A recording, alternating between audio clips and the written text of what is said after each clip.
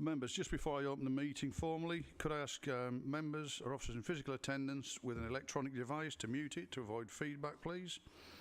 And could I ask any remote participants to keep their camera and microphone off unless they wish to speak, and ideally not use the camera facility at all, as this can affect the quality of the IT connection.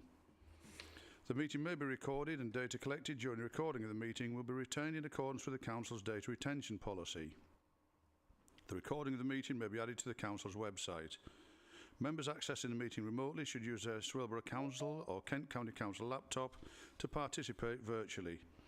If you use joining the link on the website or on a mobile and tablet device, it is not always possible to identify you, and you may not be recorded as being in remote attendance. Could I ask members to speak loudly and clearly into their microphones and to switch their microphones off after speaking, otherwise remote participants may be unable to hear the next speaker. Well, welcome everyone to this Policy and Resources Committee meeting, including any visiting members attending remotely and members of the public. There are a number of staff in attendance in the meeting room or remotely whose names will be recorded in the minutes of the meeting. There is no fire drill planned this evening, and accordingly, if the alarm sounds, it is to be treated as a genuine need to evacuate. Is there anybody present that will need assistance in evacuating? And members, I take it you're all familiar with the evacuation drill. Thank you. Are there any apologies for absence? Thank you, Chair. There's no apologies for absence, but Councillor Whiten is joining remotely. Thank you. Chair? Sorry, carry on. Oh, okay. So, could I ask for the approval of the minutes of the extraordinary meeting held on the 31st of January 24, minutes 579 to 583, and the meeting held on the 7th of February 2024, minutes 594 to 615, as a correct record? Agreed, members? Yeah. Thank you. Could I now ask if there are any declarations of interest?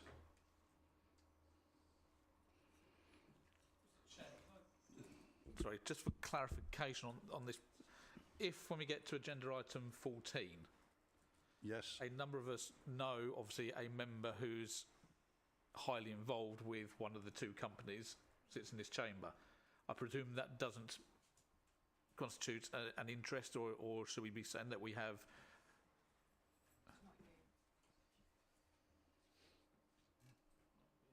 Every single person here knows the person. It's not just knowledge of them. No, that's not. Fine. No, I just wanted to just to check. Thank you very much. Okay, thank you. So, members, we now move on to item 5, which is the annual RIPA policy update, and I'll thank our officer for an introduction and outline to it. Thank you. Thank you, Chairman. I'm picking this one up on behalf of my colleague Gary Rowlands, who is the Senior Legal Advisor and RIPA Coordinating Officer. Members will be pleased to know that this is going to be a very brief item, I hope, on the basis that Gary, having conducted his review of the policy for the year, has determined that no changes need to be made, and therefore that we would ask members to adopt the policy for the following year. I'm happy to take any questions.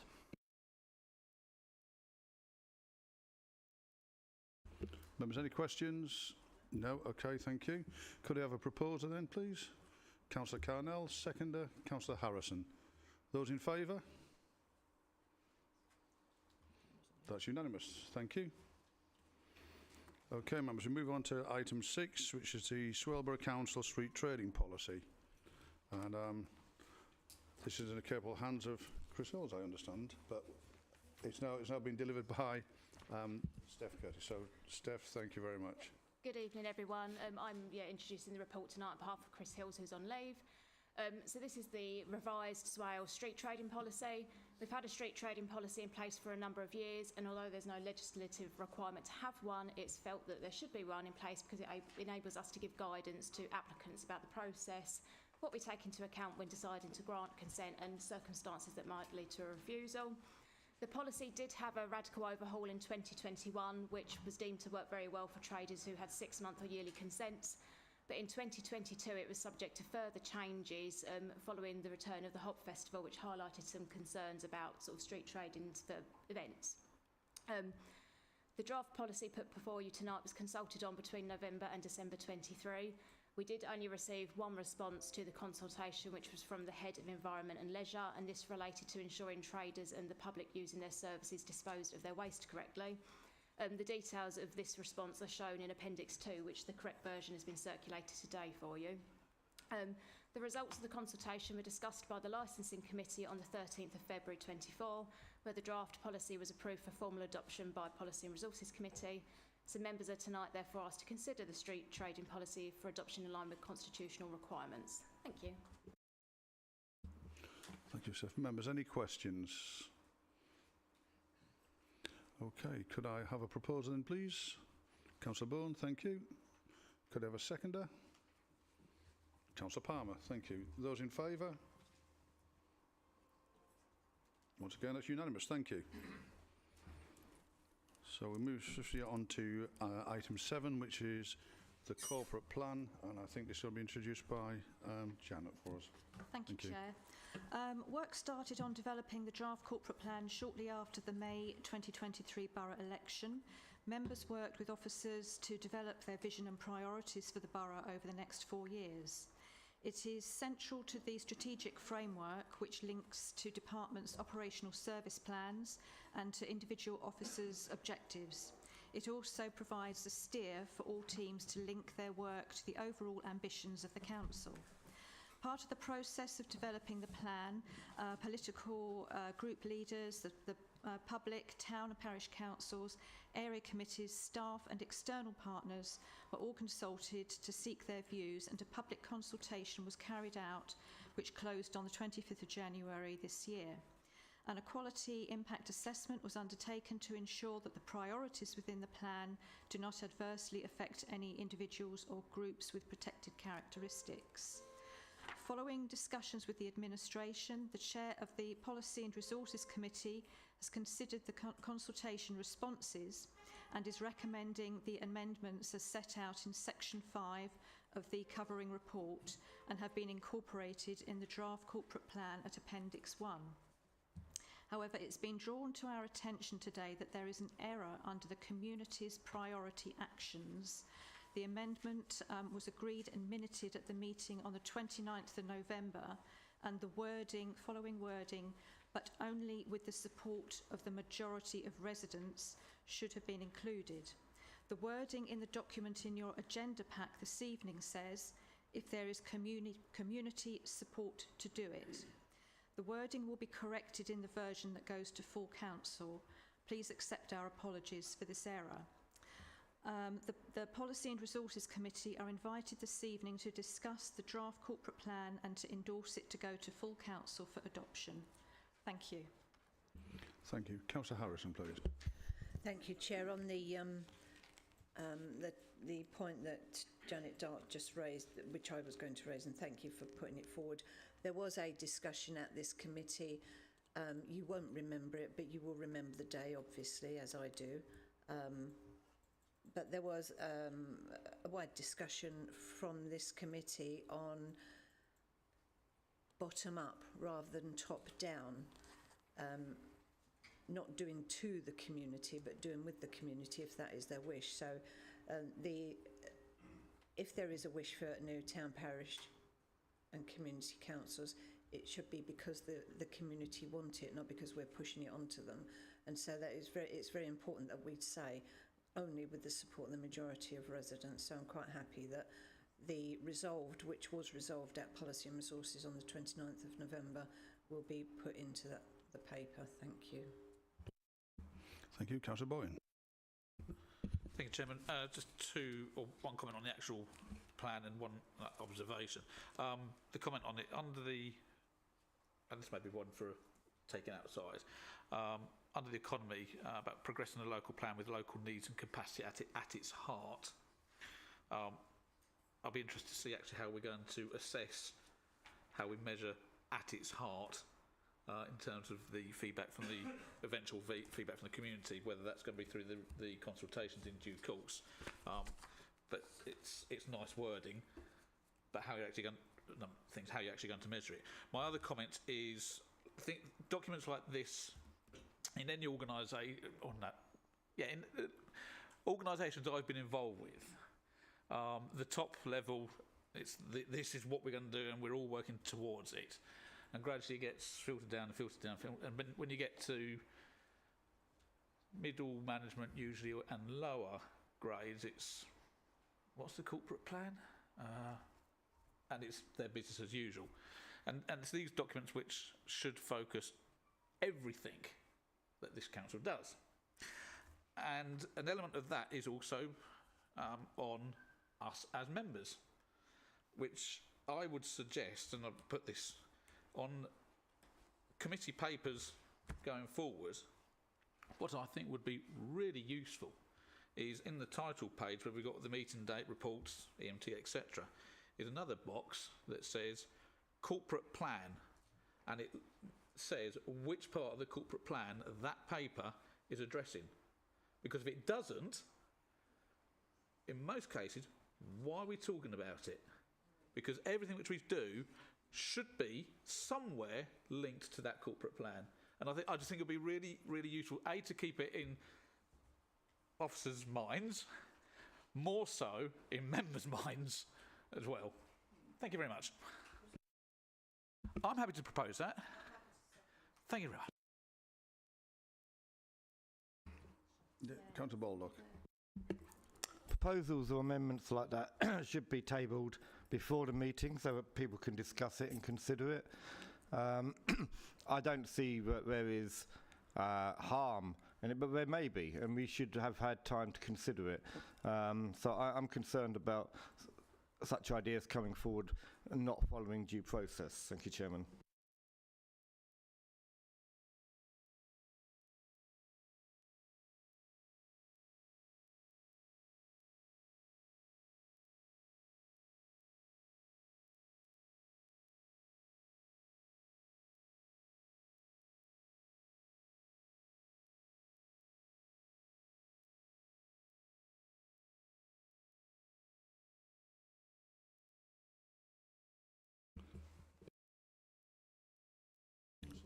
Sorry, I'm just going to take Councillor Perkins.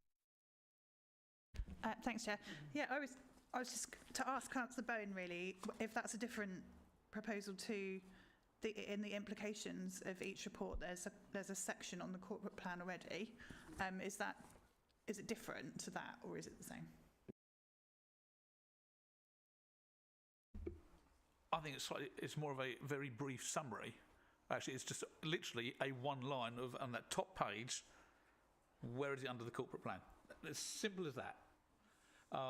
If we aren't able to, it depends on you, Mr. Chairman, in that case, if it's more applicable to then defer this to, or refer this rather to the Constitutional Working Group, potentially for discussion, I'll leave that with you. Thank you. And I think that's going to be the best route for us.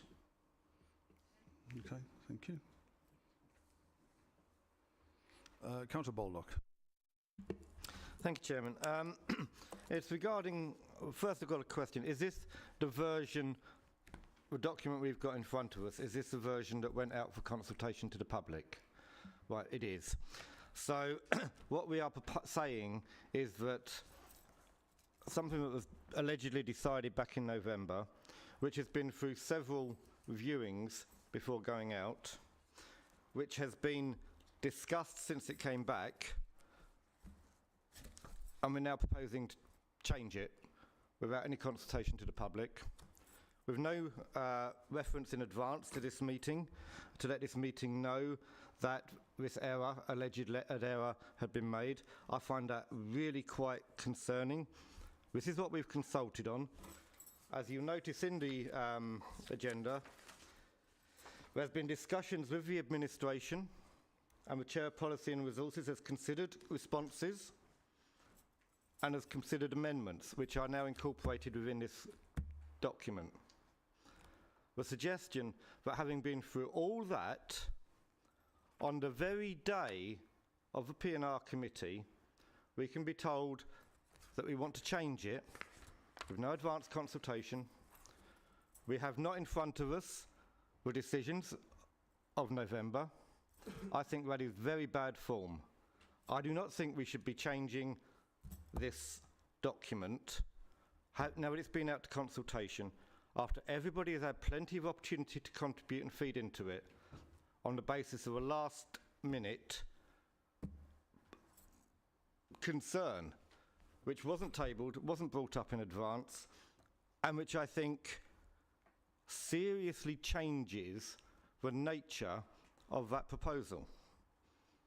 Now, there is a formal community governance process which requires to ask people, and they have to indicate being in favour of it. That is getting support. We don't just go and force parish councils or town councils onto people. There is a vote.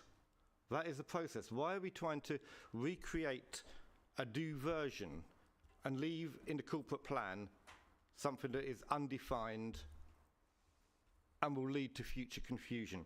We have consulted on this plan as it is. The chair has brought forward changes following consultation. I'm happy to support those changes because they've been through the process. I'm not happy to support something sprung on this committee at the 11th hour.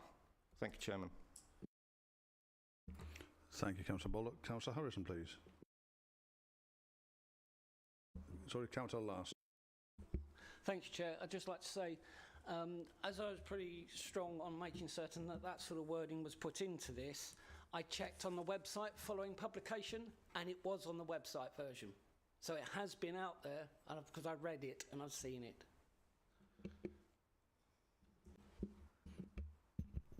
Okay, thank you. Thank you, Chair. Policy and Resources agreed a form of words. If we're now going to say that it doesn't matter what we agree and what's in the minutes, we're going to ignore it, I think it's a very slippery slope. It is in the minutes. 29th of November. It's quite clear there. I know some people don't like that, but there was a discussion at this committee and we felt that it was down to local people to be supportive rather than us imposing. And I know very well what the community governance rules are because we had it in Sheerness. The majority of people in Sheerness who responded said they didn't want a town council. That is on the website. If you go and look, it's in all the minutes. And members of this council ignored the wishes of the residents of Sheerness and they voted to have a town council. And we wanted to make sure that that never happened again. Because if there is a democratic process, it should be your decision out there, not ours in here. And that is why we were quite clear on the 29th of November, Mr. Chairman, about getting the right form of words in that corporate plan. And as my colleague has just said, it was on the website when it went out. There's many a slip twixt cup and lip. I know that. It was recorded in the minutes. It was agreed at this meeting. It needs to be in this document that goes to full council, whether people like it or not. Perhaps if I throw a tantrum and keep on and on and on and on and on, you'll give in, will you? Councillor Palmer. I think we face a problem here, Chair. The problem is, if something's gone out for consultation and that's the document that's been gone out for consultation, then I don't see how we can change it. I appreciate sometimes I look at things on websites, but it depends what your cache settings are to which version you might see. So there's no guarantee that seeing something on the website is actually the correct version that they were looking at. I think we've got a problem that we either need to defer this or we need to approve as what has been going out for consultation. It's as simple as that. Thank you. Thank you. Councillor Perkin. Thanks, Chair. Could I just get some clarification on what the exact wording we're talking about? What's the sentence now? What's the change going to be? Just so that I can understand that. Thanks, Janet. Thank you. Janet, could you help us with that? Yes, so I'll read the whole bullet point with the wording that is on the document you've got in front of you and with the amended wording. So it should say, or it says at the moment, to consult with our residents on ways of devolving power and giving communities a greater say in what happens in their locale, potentially through the establishment of new parish, town and community councils if there is community support to do it. So with the wording that was agreed on the 29th of November, it should read, to consult with our residents on ways of devolving power and giving communities a greater say in what happens in their locale, potentially through the establishment of new parish, town and community councils, but only with the support of the majority of residents.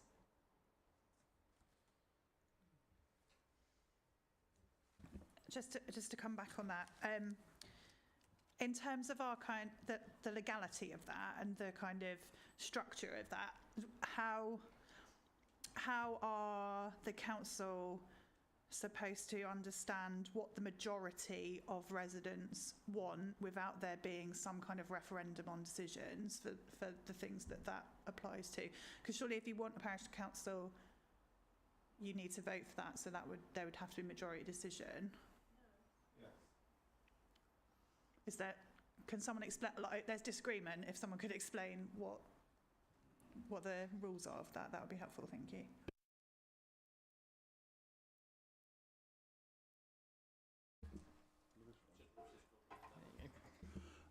I'm just going to bring the Chief Exec in if I can, thank you. Thank you. Thank you, Councillor Perkin. This isn't saying that we would only do a community governance review if the majority of residents wanted it. There are two ways in which we can do a community governance review. The first is if we get a petition which meets the threshold, and the threshold is different depending on the size of the area and the number of residents. Or alternatively, we can do a community governance review. The discussion that happened on the 29th of November was around being clear to the public and to members when we undertook that review, if, and I'm just going to use simple numbers, if there were 100 responses and 67 of those responses said yes and the rest 33 said no, then it was clear that the majority of residents who had a view was in favour, and council would take a lot of sway by that. If, however, the 67 residents that came back said they weren't in favour, then that would say to council, there isn't a majority of residents in favour, so therefore we wouldn't proceed, irrespective of what the members thought. Now, this is a corporate plan. This is what the members at Policy and Resources said that was important. And from memory, Councillor Harrison did speak about Sheerness, and Councillor Bowen said that he felt it was important that we listen to residents. So that's how the conversation went. But it isn't saying that we are only going to do it if residents tell us. It is more about the outcome, and there has to be a majority of the responses we get are in favour, and that would dictate, in effect, whether members were in favour or not. Thank you.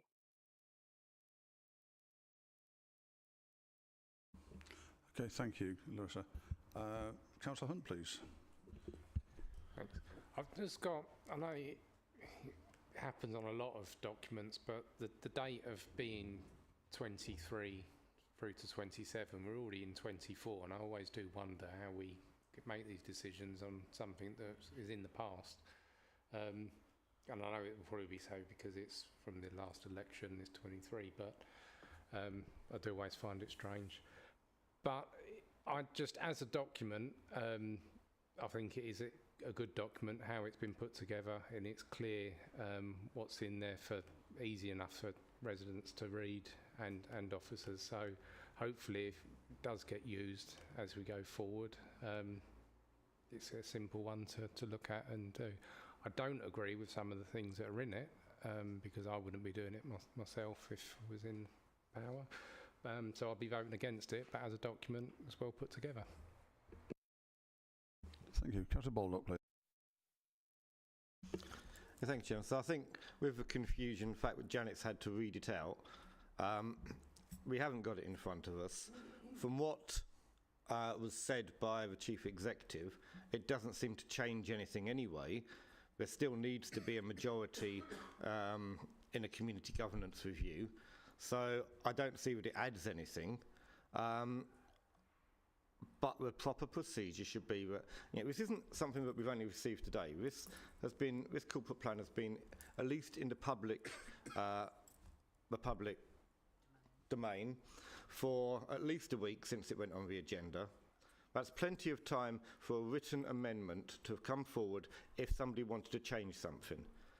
Last minute changes like this are bad. Last minute changes like this are not democratic. We're not able to give proper consideration. We haven't got a printed copy of what should, what shouldn't be in. We haven't had time or the ability to reflect on what may or may not have happened at the 29th of November. That is not good decision making. So, given that it doesn't seem to actually impact on anything, I would propose that we accept the corporate plan as it is in the agenda with the amendments 5.7, 5.72, 573 and 571, which are in the draft policy, and actually be able to say we didn't shove something in at the last minute. So that's what I'm proposing. Councillor Lehman, please. I would like to second that, and the reason I would like to second it is because when Janet read out the alternative wording, it did create uncertainty what the wording that was agreed on the 29th of November, or whenever it was, stated was an alternative, and obviously there are slight semantic differences between one and the other, but there was still a lack of clarity in that compared to Larissa's explanation of the process. None of us in this chamber were elected by the majority of the residents in our wards. All of us got somewhere between 9 and 40% of the residents voting for us, but none of us had a majority. So by saying the majority of residents, there is a lack of clarity there in that it suggests that more than 50% of residents should support it. So for that reason, I think that is a flawed wording, and I support keeping the wording as it is in the version in the agenda. Thank you. Thank you. Councillor Harrison. Yes, I'm aware that members who were here on that night agreed it, first point. I'm also aware that members who weren't here on that night after that complained about the wording, but it was resolved by Policy and Resources. It was quite clear from the discussion that what we were not prepared to do in the future was to impose a town, parish or community council on communities against the wishes of the majority who'd bothered to take in part. That's the point. Yes, very few of us get, more than 50% of our residents coming out and voting. You don't even get that for a general these days.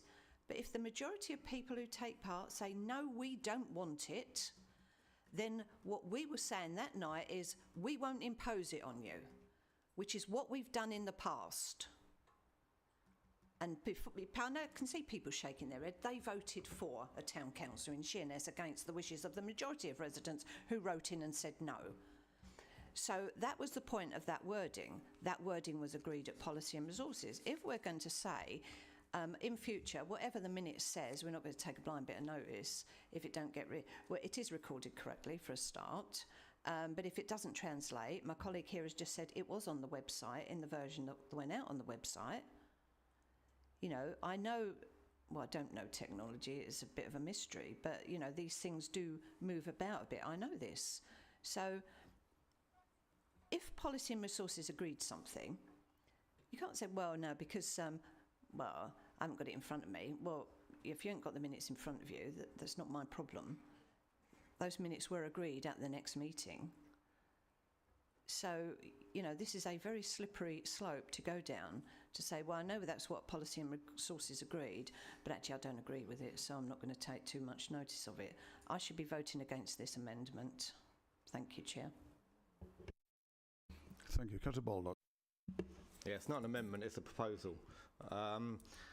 This ongoing attempt, I'm no fan of the 2015-29 Conservative administration, that's no secret, but to continually suggest that they forced a parish council on a residence that didn't want it is simply not the case. You only have to look at our own web pages to see the result of the official formal consultation.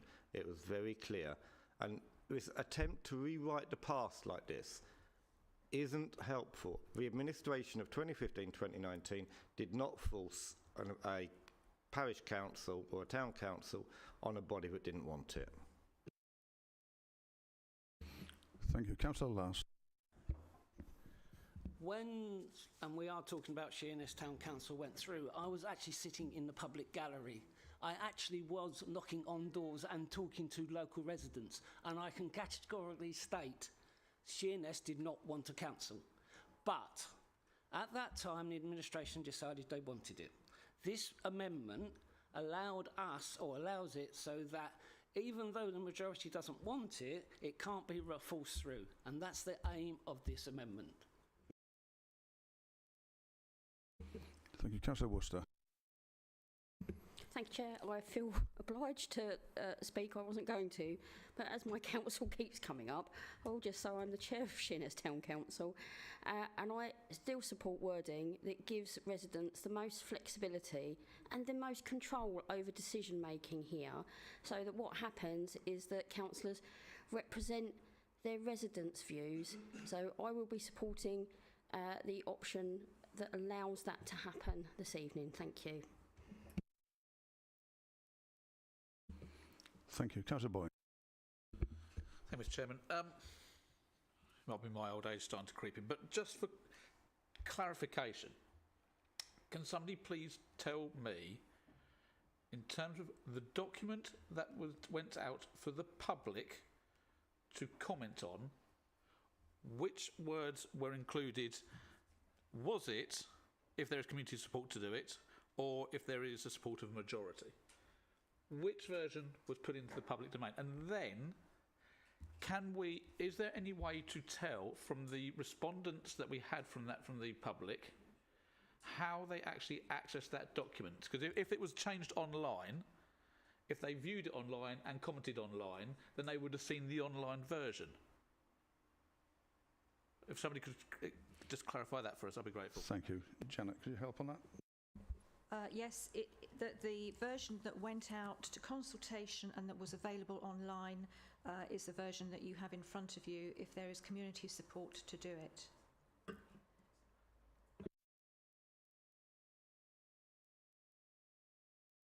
Councillor Last. Just a point of information, and Councillor Wise has just shown me this. When it went out on public consultation, I took a screenshot of it and I sent it to him. So we actually have the wording that went out to public consultation on the website. And in fact, in that, it doesn't even mention parish councils or anything.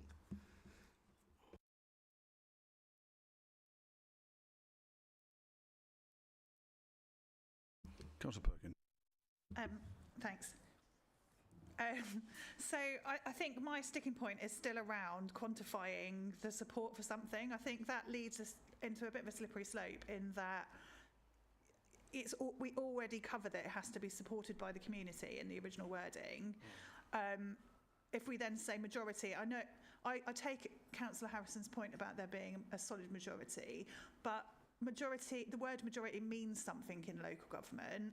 It means something in all government. If we were to put that in our kind of main corporate plan for the organisation, that this would need majority support, I think quantifying that for people is really becomes confusing and unnecessary when there is already a motion.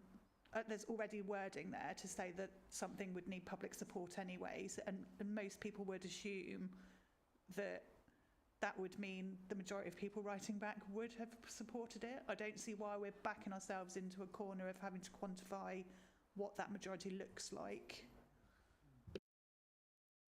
Okay, thank you. So we've got a motion on the floor, duly proposed and seconded. Those in favour of that motion?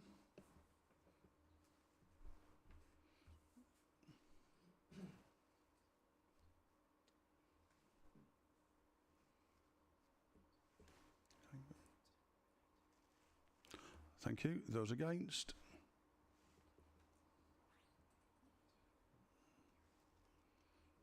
Abstentions?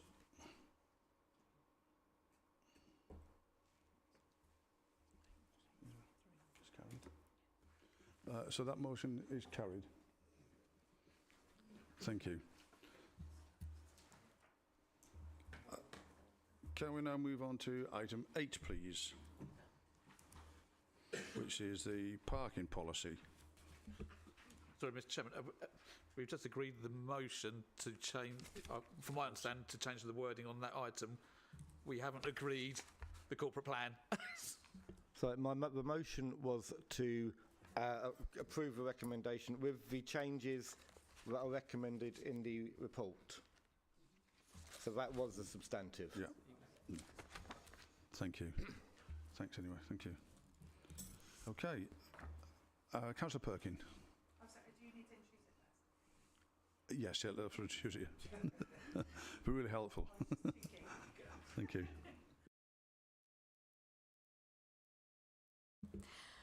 Thank you, Chair. In June last year, the Community Committee agreed that a parking policy member working group be set up to carry out a parking review. The working group met several times to consider feedback from their political groups, area committees, along with various pieces of data. They also worked with officers to develop a parking policy which pulls together all parking principles and procedures into one document, which went out to public consultation at the end of last year.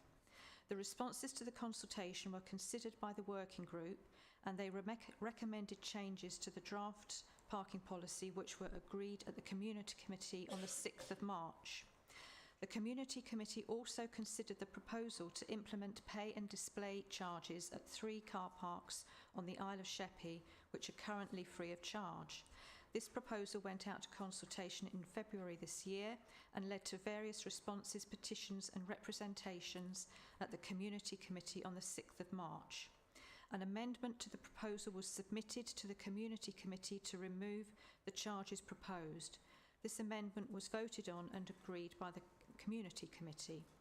The report this evening asks members to adopt the parking policy at Appendix 1, to note the shortfall in income following the decision by Community Committee not to implement pay and display charges at the 3 car parks on the Isle of Sheppey, to identify how the shortfall of 38,000 in revenue income should be addressed in order to balance the budget for 2024-2025, and to balance any shortfall that cannot be recovered in other ways by the use of reserves. Thank you. Thank you. Councillor Perkin, please. Thank you. I guess this policy is the poster boy of last-minute adaptation of policy. I spoke against that on Community Committee, and it's actually it's regrettably that I'll be voting against the parking policy after the adaptations that were made at the Community Committee, because I actually think there's a lot of good work in it. There's lots of good work around, especially support and making sure that our people that we employ are safe in doing their job. And I was really pleased to be part of the working group that put it together, and the officers put a lot of work into it. And I think it's a massive shame and also bad decision making that what happened at the Community Committee happened. And I hope to not see a decision made like that cost the council so much money again. Thank you. Thank you very much. Councillor Harrison, please. Thanks, Chair. I've read this. I did actually, was this the one I watched online? I think it was. I think that the Community Committee haven't actually finished the job on this. I still think that there is work to do. You know my views about committee budgets. Committees have got a budget. And that's what they need. They've got an envelope and they need to manage the work within said envelope. So I would actually be moving a reference back to the committee to actually say, well, okay, you've made your proposal about not charging at these 2 car parks. Some bits you read say 2 and some bits you read say 3. The 2 I got was the Queenborough Library and Little Oyster. Fair enough, that was the decision of the committee. Democracy in action. But then the work of the committee should be to say, so here's where we're going to find the money. Because I think it's an opt-out if you say, well, number one, we're supposed to be a member-led authority, so it should be members doing this, not say, oh, well, officers, go off and sort out where the money's coming from. And if you can't, let's go to P&R with a begging bowl. I think that's just not on. Part of the responsibility of being a committee member is that you've got your envelope and you work within it. If you want to change things, you've got to take a bit from here and give a bit to there. So I would be moving a reference back to the community committee to look at their budget to see if there was any obvious areas where they can find, where they're prepared to cut this in order to pay for it. But I also think, which I said at the meeting, the chairman very kindly let me speak, I think that there is still work for the working group to do, because I think there is a whole piece of work. It shouldn't just be, oh, look, we need to find some money for the budget. Let's have a working group and propose that this, that and the other car park is going to charge in future. Oh, let's whack the charges up over there and whack the charges up over there. It should be a whole policy thing across the borough, because I know during different debates there have been issues come up, yeah, but what about that, and what about that, and what about that? The shingle bank keeps coming up, and I know that officers have done work on that over the years. I know that it is used as a free... It's not a free car park, actually, is it? It's a free home, a free holiday home for 2, 3, 4 weeks at a time, if not more. It isn't, members. That shingle bank is my flood defence. That shingle bank goes, that water's going to whoosh down the road and most of Sheerness is going to be under the sea again. So I think we need to be clear what we want that shingle bank to do, and if we are prepared to, well, actually we should be collecting money to make sure it's maintained anyway, in my humble opinion. But I do think that if you went anywhere else in this country, would they let you have a free holiday for 2, 3, 4 weeks at a time? I'm pretty sure they wouldn't. So I know that there are members of the committee who want to look at that. And what I'm saying is that there are wider issues in parking that come under the community committee that I know a number of their members want to look at. So I think there's still work for the working group to do. So I think that this report here is premature. I think it needs to be referred back to the committee to continue their work on this across the borough. I repeat, I am not saying the decision, we're changing the decision. We can't change the decision. The community have made a decision on those 2 car parks. End of story. But it's where it goes from there and the savings that will be required to bottom that out. And before I finish, can I just ask a question of the 151? We had to agree a balanced budget, which we did. It's not balanced anymore. So does that mean that we have a problem, or can we, as I've said, refer it back, get them to look at it and do some work and find the money? I mean, ultimately, I know, although it'd be a huge black mark, we'll have to take the money out of reserves. But I do think the committee ought to have the opportunity to discuss it and look at it first. But I'm asking if legally, because we haven't even reached the 1st of April yet, legally we can go forward. Thanks. I would say, because this is still a work in progress, and that it has been acknowledged that if alternative savings are not found, that the reserve position is the backstop, then I think that we can put it on hold. The budget is still balanced as agreed, but there is a potential overspend or under recovery of income in the projections as things stand, but as we haven't reached the 1st of April yet, so that will be reflected in the first quarter's monitoring. But if the work is ongoing to try and identify that gap in the meantime, then I'm comfortable that that position can be maintained subject to the first quarter's budget monitoring review for this level of funding.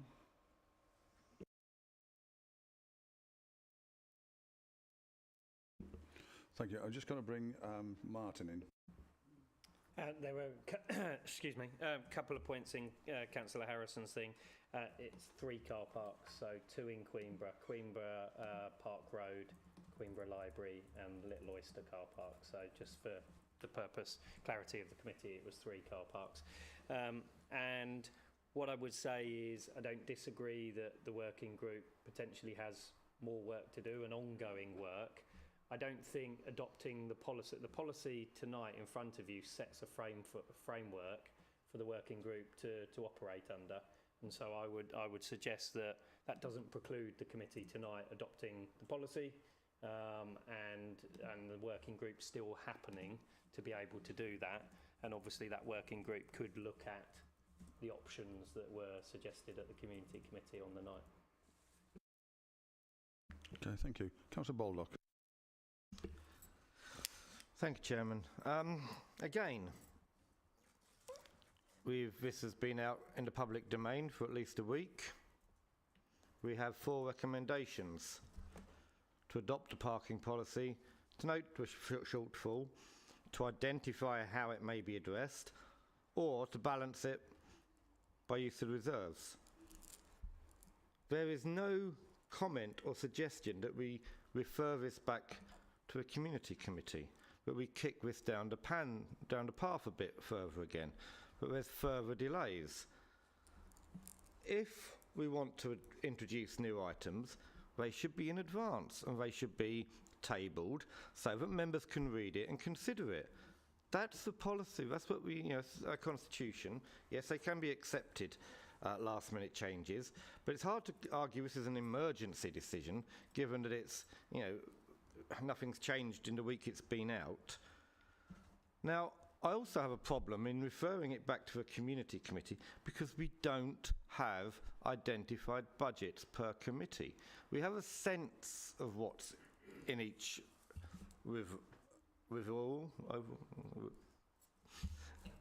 envelope, that'll do, it's not the word I was thinking of, but their envelope. But, there's nothing fixed. There's no mechanism by which that committee could sit down in a timious fashion and say, let's take some money from this, let's spend a bit less on that, let's spend something which may not even be under our remit, but we'll push it. That's just not going to work, especially not by the 1st of April. So, sorry. I said you don't have to do it by the 1st of April. Right. So, what we're looking at here is, I think, we can adopt the parking policy. We know there are other options available to the working group. There are other options which should be considered about parking that I know are being looked at. I don't see how we can sit here and identify the shortfall of 38,000 and address it. That's why we're hearing this idea that we kick it off and kick it down the road. I think the most sensible thing for this committee would be to agree that any shortfall that can't be recovered by other ways is covered by the reserves. That way we know we've got a balanced budget. Allow the working group to continue its work, as they will do. Over this year, there will be other ideas coming forward that will feed into possibly policy changes this year, possibly policy changes for the following budget. But let's not keep playing around where people don't know what's happening. Let's not keep kicking this down the route. Just say, yep, we'll cover it from reserves. If there is a change further this year, that's fine.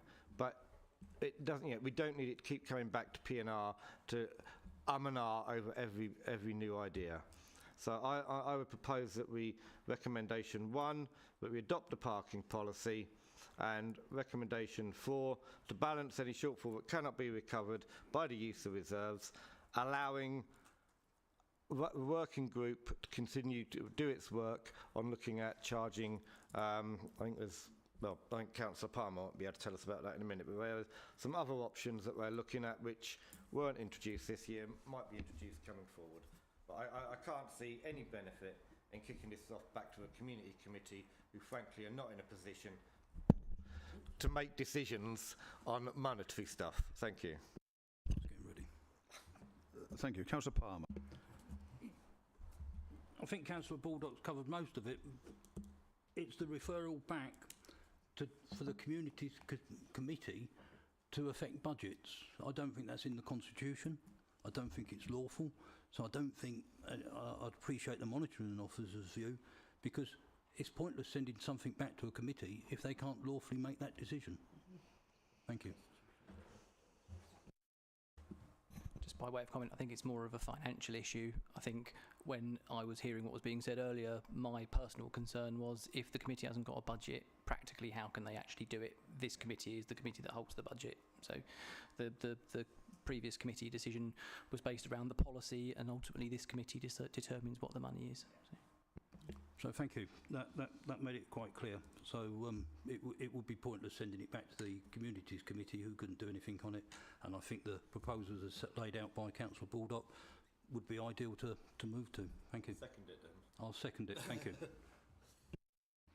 Okay, well, Councillor Hunt. Thank you. I think I could agree with 1 and 2. I think that the policy is good, and it would be good to get that adopted and get it moving. This, I just don't understand how we're going to look and sort this shortfall out. I think taking it from reserves is completely wrong. I think we have to have it from budget somewhere in there. The problem is what happens next year. If we do it from reserves now, we come to next year, we're going to start charging for the car parks again to get the money for next year? Or are we going to have to drop something else to be able to pay for it? So using it from reserves just isn't right at all. If we have to identify it, and we've just got a figure there, we're just going to have a little chat between ourselves and just decide what we're going to pull out of the budget. I mean, one of the things that we had at the at full council was agreeing Citizens Advice could have some money to just say, well, sorry, actually you can't have as much now because we're going to take some for this instead. It just doesn't make sense. It just seems a bit of a mess that this should have been dealt with before we even got to the point of having the budget. It's all back to front, and now we're in the mess that we're in. But I agree. I think it is this committee. It's not to go back to community. When I first saw this, I thought, well, send it back to them. They're the ones that want to make the decision. They should come up with how it's going to be paid for. But it is right. Yeah, we're the, as policy and resource, the ones that got to do the budget. So, but I think we need more information. It does need more work before we can know where this money's going to be coming from, whether it's budget or reserves or anywhere else.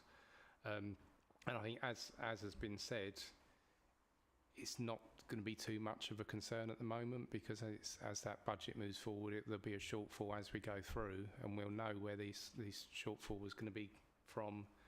And it may be that there is extra additional income somewhere else, and that 38,000 is just lost anyway. So I think at the moment I would say we need to be doing 1 and 2, and then some more work being done for the budget. Thank you. Councillor Bonney. Thank you. I'm happy to go with the recommendations 1 and 2, and that we sort ourselves out over the next few months, as the budget, which is a budget, it is a forecast, an estimate of what might happen. So unless you've got a crystal ball you want to give me and you're telling me it's an actual, I don't think we should exercise ourselves or this committee too much. It's to come out of our budget monitoring and You know, we steer this ship through the choppy waters and we make adjustments along the way when we have a better idea of what our actual income flow looks like. I mean, car park income, as we know, from one year to the next can be, and yeah, I've got a nod here from the officer, it fluctuates hugely.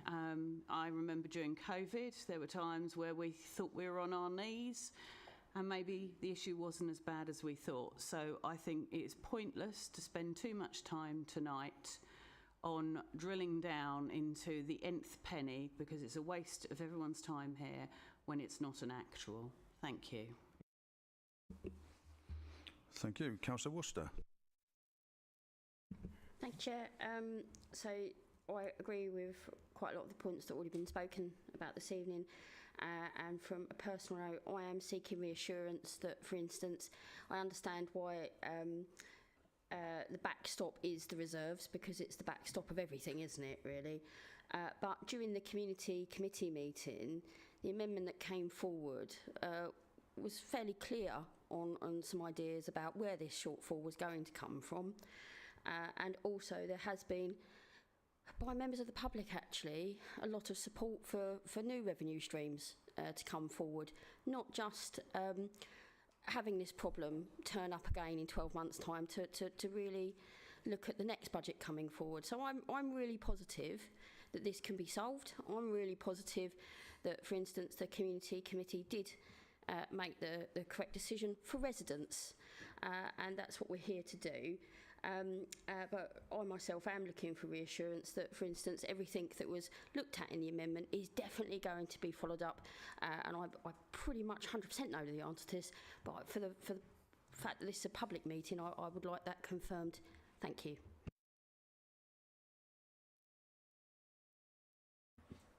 Sorry, Dolly, I was reading a note. What did you ask me?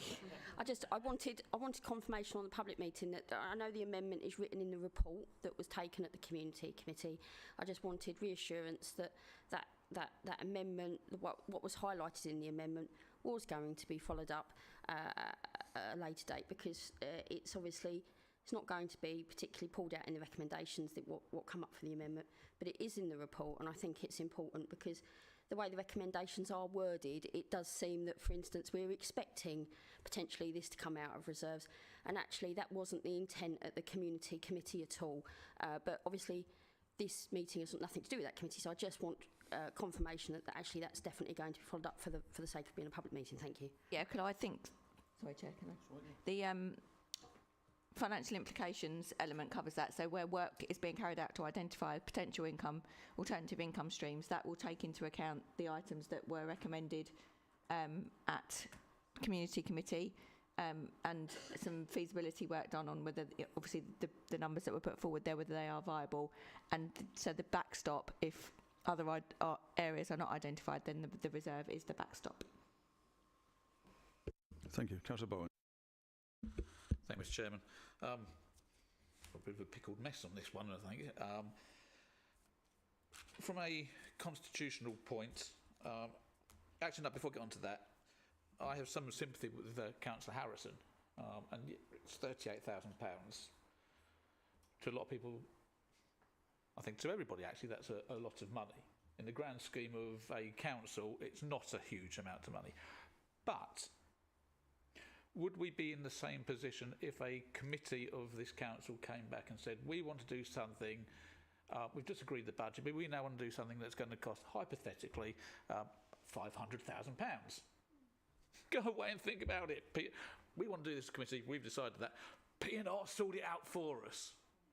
That would be a big problem for this committee. And I know it's 38,000, but on the scale of things, how would we deal with that? From a I'm looking at Robin on this one, sorry. For clarification as well, we agreed at full council just a few weeks ago the budget, a balanced budget. Now we are looking to change that, which leaves a 38,000. If it'd been another committee, it could have been 500,000, but with 38,000 difference. I'm not political point scoring at this point, but just to make the point, though, we did put amendments in that evening which would have paid for this, but it was voted down by the council. But we voted, the vote was taken and a budget was agreed. So under the Constitution, how can we now look to rescind a decision of this council, which the Constitution says you can't do within 6 months? Are we legally actually even allowed to do this? Because it's changing the whole scheme of things. It's so yeah, respectfully, Councillor Bone, I don't actually agree that that's what's happening. And I say these things, and I think everyone has to some degree struggled with the conflation of the parking policy versus the setting of the fees and charges, because previously they've been done at the same time as part of the same fees and charges process, and by separating them out, they are clearly related, but they are also different things. And so the fees and charges were able to be set by the council, and the policy was able to be set by the committee. And yes, they have an interrelated impact on each other, and this particular committee has the ability in relation to the budget to correct the situation whereby the fees and charges has assumed a certain amount, and then a policy decision has made an amendment to that. But you are actually talking about two separate and different decisions. It is confused by the fact that they are related, and it's slightly confused by the fact that in an ideal world, the parking policy would have gone first, and then you would have fed that into the budget. And I think in the original scheme of the policy, it would have gone to committee first, and you would have had that before it went into the budget, whereas we unfortunately ended up with the situation where the budget happened first and then the policy went. But in reality, everybody was aware of the potential issues that could arise, and that we knew that we would be back at this committee potentially to resolve the financial element of it if the policy decision was what I think we all suspected by the time we got to committee that it was going to be. So I'm quite comfortable that we're perfectly legal in doing what we're doing, and that this committee has the authority to sort out the budget situation created by that policy decision. Okay, thank you. Thank you. Councillor Last, please. Thank you, Chair. I am on the community committee, and I must admit the work done on the parking policy is excellent. I think a lot of work's been put into that. But what I find strange that this is coming to the committee now, before the amendments and the things that were requested from the last community committee. I can't make, if I wasn't at that community committee, I cannot make a valid judgment from the paperwork in front of me. It just says that we've got a shortfall of 38,000. Potentially, with the work that was going on with the community committee, that number could be a lot lower. But we don't know that. So we're here saying, yes, we're agreeing to 38,000 shortfall, when in fact it may only be 10. It may be more. So I'm just saying that the second part of this, where we're saying about the shortfall, really needs to be, we need more information to make that final decision. Thank you. I've got Councillor Harrison, and I've got Councillor Nundy online. Thank you, Chair. 47 councillors should be making the decisions for this council. That was the idea of having a committee system. Now, I was not on the Constitution Working Group, and despite asking for minutes, I didn't get them. So I get that each committee doesn't have its own budget, doesn't agree its own budget. I think that's wrong, and I think in the future it's something that we should change. However, that does not preclude there will be a budget for community, the bits that make up community, the bits that make up environment, the bits that make up all the others, okay? We're clear on that. And I know it's not as easy, Lisa, and these days of pressing the button and you get, bing, it all pops out. I get that, it's not that easy, but it's not that hard either. With rights come responsibilities, and having a committee system should mean accountability. If there is no accountability, and, you know, Councillor Bowen's point about the £500,000, well, we're going to do this, it's going to cost £500,000, but we've made a committee decision to do it. Yeah, open your purse and find your money, Dad. Really? Where's the accountability there? That is so wrong. The fact that this is only £38,000 is a hell of a lot of money to my residents. So my point is that this is the way it should be.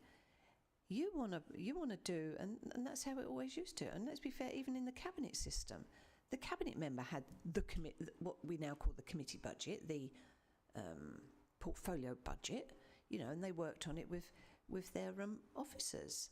And they couldn't say, well, no, let's have $500,000 out of extra in, I don't know, environment, you know, David Simmons.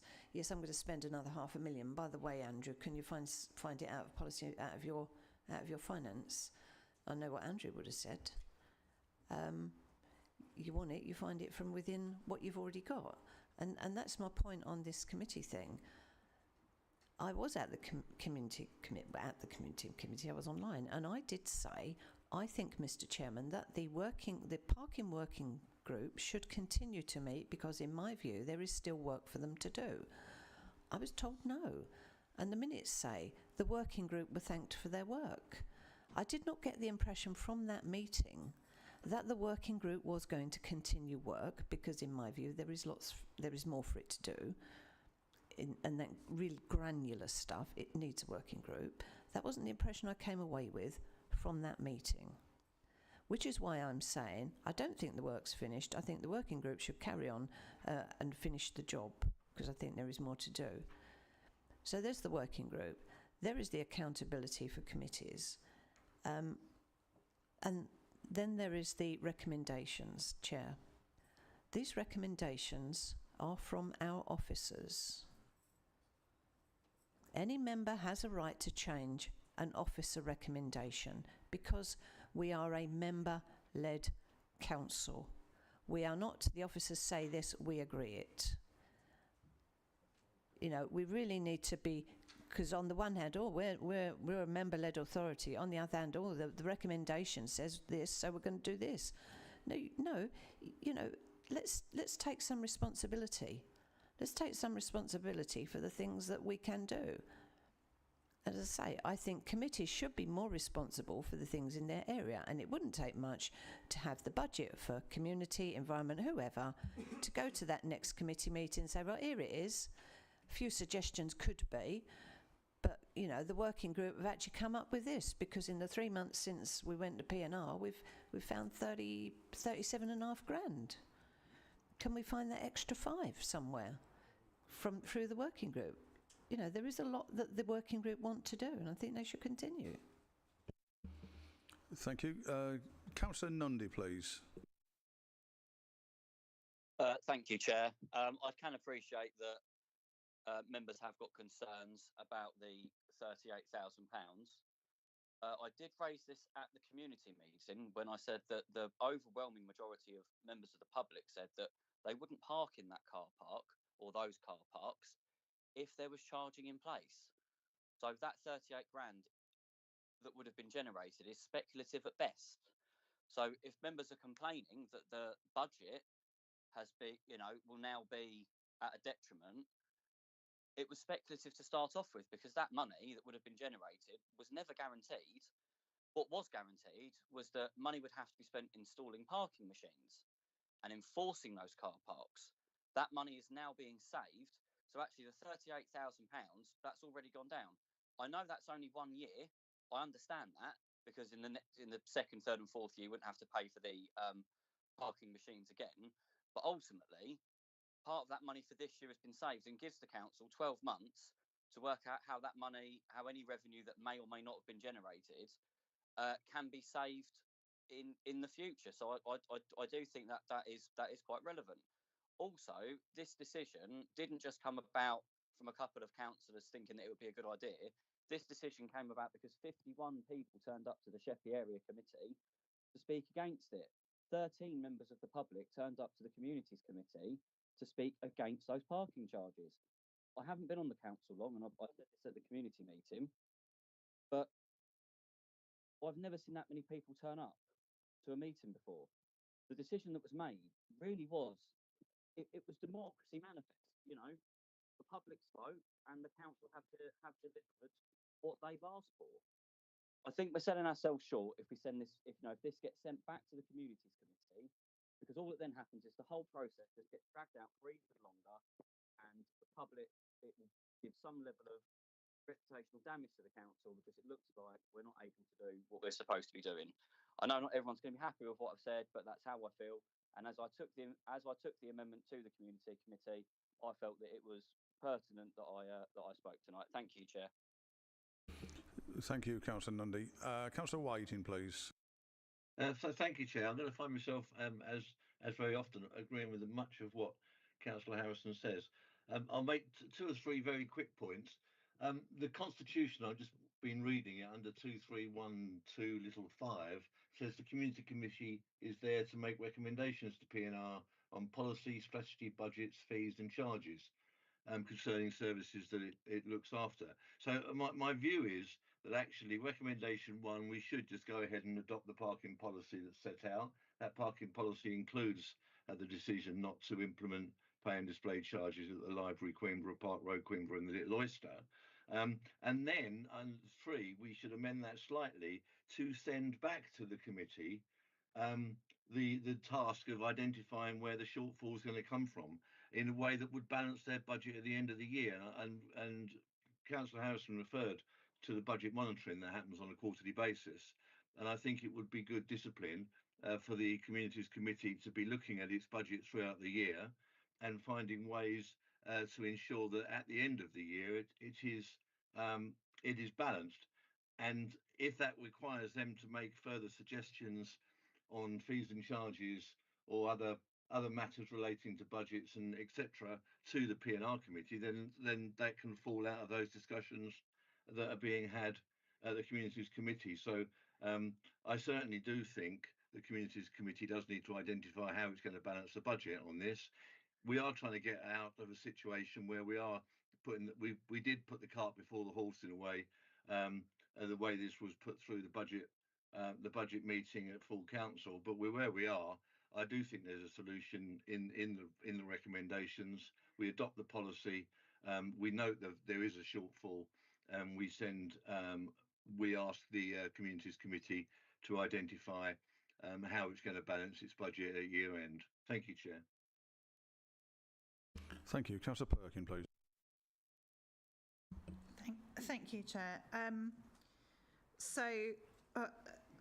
Fundamentally, I have lost some faith in the way that the working group situation works when there has been concerted effort to look at producing a document that literally in point 2 being fair, consistent and transparent. That was literally what we did for a year, for it then to be fundamentally changed by one decision very, very last minute. Not when it went out to consultation, not when we were first talking about it at Communities Committee, the last meeting it could possibly have been raised at.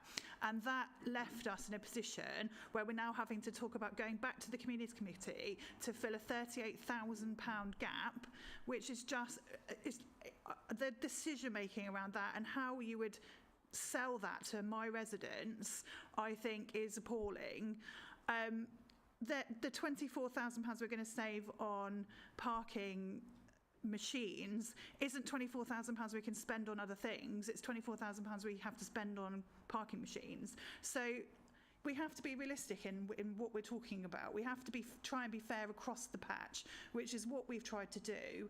And we shouldn't be then scrabbling about later on to fix holes that we've created for ourselves. Like, I just think the whole meeting was awful, and I have spent the last year talking to my residents about a parking policy that was coming forward to address some of the concerns that they had raised, which I then raised at the Community Committee working groups. We tried to look at putting in some fairness around it, and then for it to be completely fundamentally changed by the very last meeting, I think it's just appalling governance.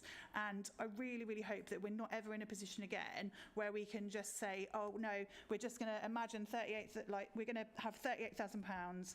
It's coming out of this, which is not costed. You couldn't put that in as an amendment to full council. It was awful, and I'm, as a member of the working group, saying, well, the working group need to go back and continue their work. Well, what's the point if the work is then going to be completely disregarded at the very last minute? That's how I feel about it. I feel completely let down by the whole system of it. I think it was just appallingly managed. Thank you. Thank you. I've got Councillor Bonney, then Councillor Hunt.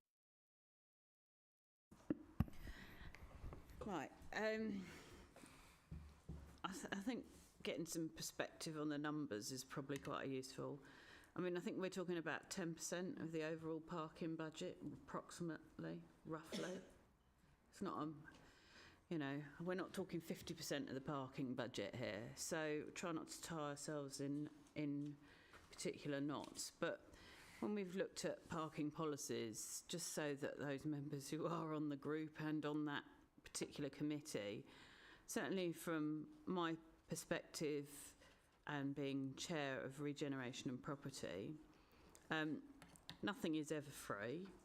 There is a cost, and parking is included in that. But equally, I think there is an element of frustration around where we have visitors parking on seafronts in pretty prominent places for pretty much nothing. That's not right. There should be a charge associated to it, if not for at least clearing up around the area. We may not be providing a ton of services.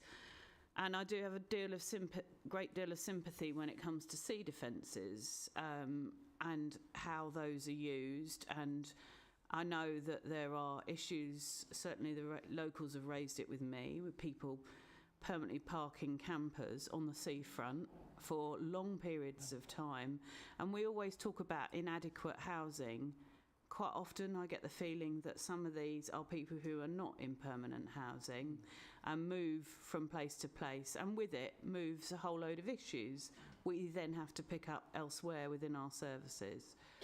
So I would quite like to nail that down, and so on those committees, sub-working groups, to maybe address those issues. But as I said earlier, I don't think we should tie ourselves in knots too much, as this is a relatively small percentage of the overall budget. And as I said, there has been a huge amount of fluctuation in parking revenue over the last few years, especially COVID and post-COVID, etc.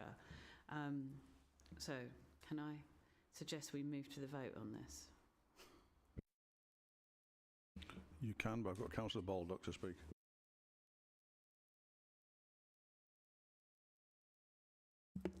Yeah, just wanted to clarify, basically, as the proposer.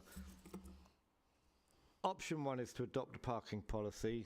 I understand that there may be some who are not keen on that, and I can understand where they're coming from.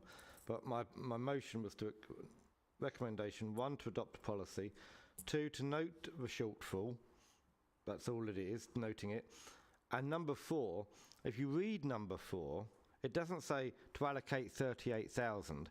What it does is to up to 38,000 to balance any shortfall that cannot be recovered in other ways by the use of reserves. It recognises there are other means that might be used and that might come forward, but if you just leave it open to try and find these other ways, I don't think we have a balanced budget.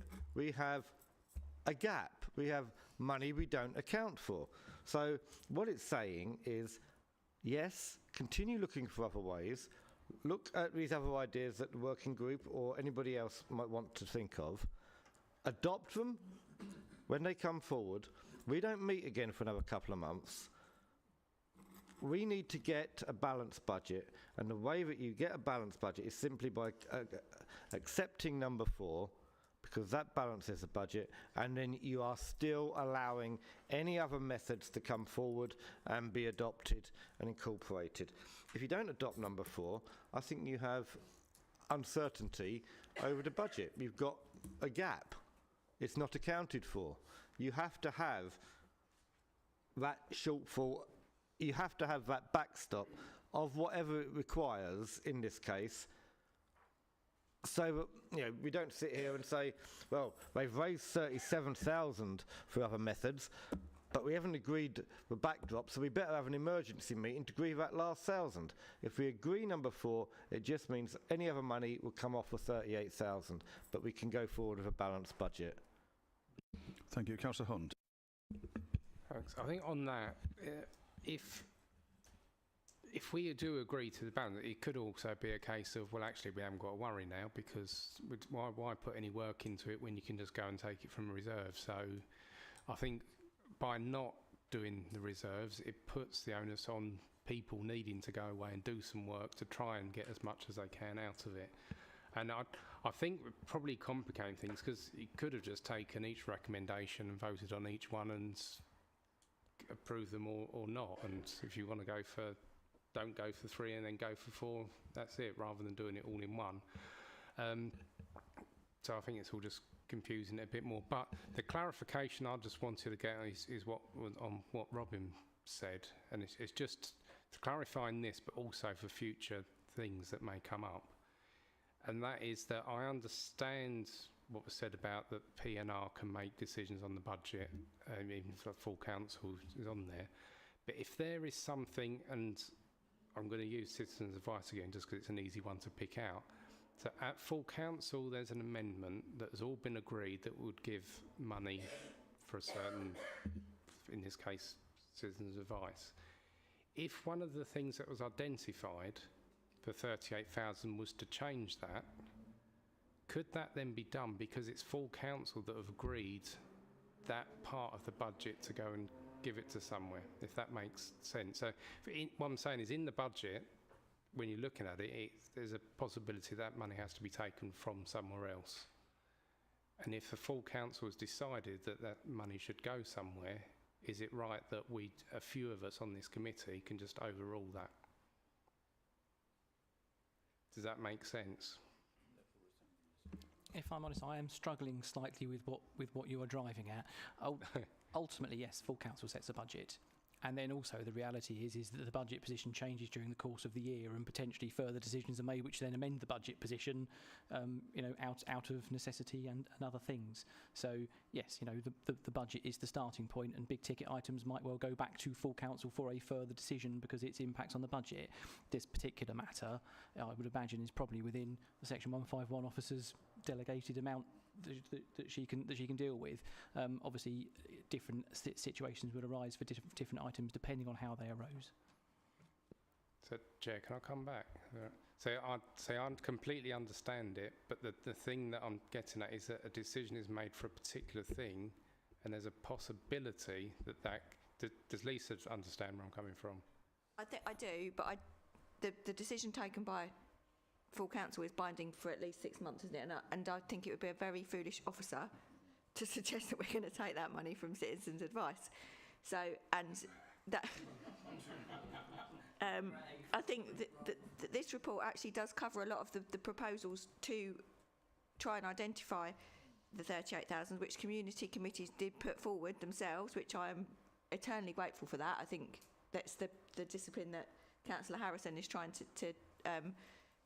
to install across all of our committee structures. I think this does fall within delegated limits, but I think that because the decision was taken that costs the council money, that it needed to come back here to PNR for us to identify that where it should be coming from, and I think this report covers it.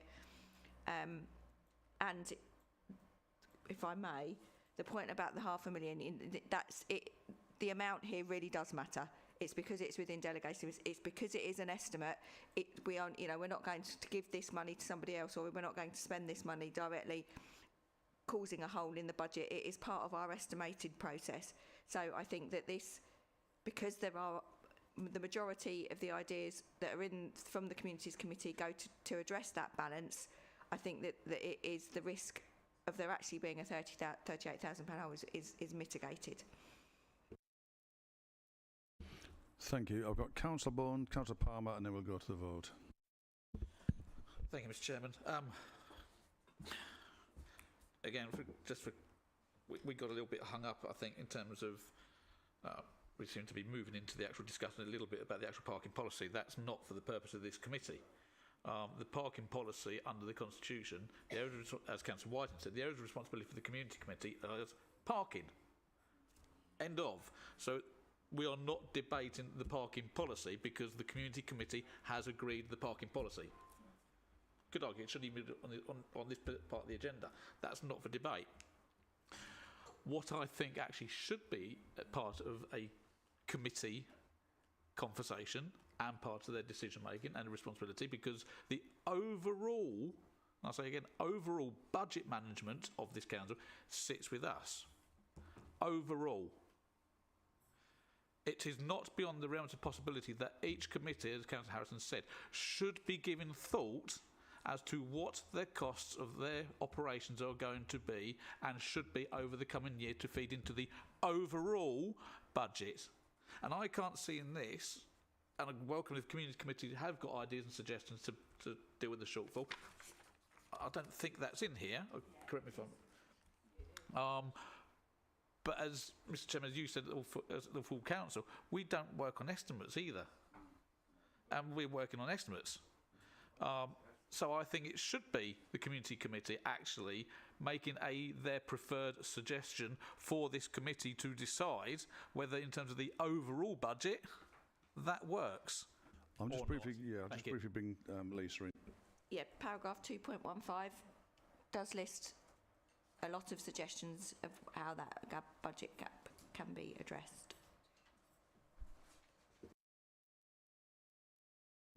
Martin?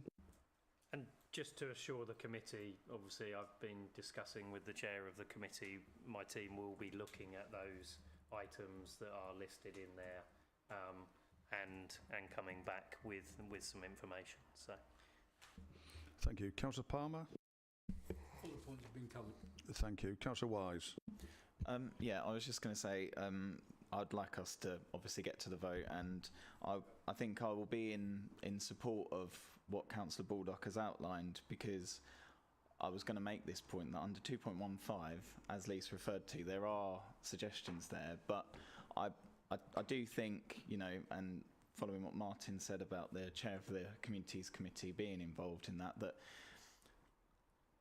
you know, just making sure that that committee is involved in finding a sustainable, you know, route forward for that with suggestions, starting with those outlined in 2.15, I think puts us in an okay position to vote that through. Thank you. So I think we start with Councillor Baldock, and it was seconded by Councillor Bonney. Am I right? No, it's Councillor Lehman. You were the seconder. No? Okay, sorry. Councillor Palmer. Right, so do we want to take them on block, or do we want to take them individually?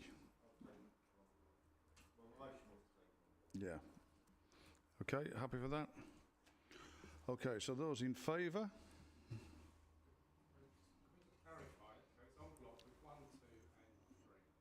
One, two, four.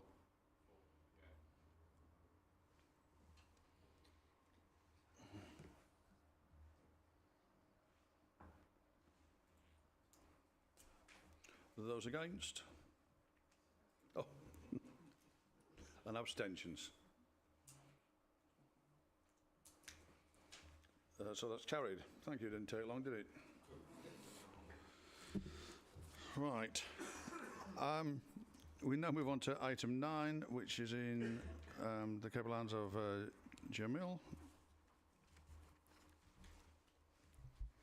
Thank you, Chair.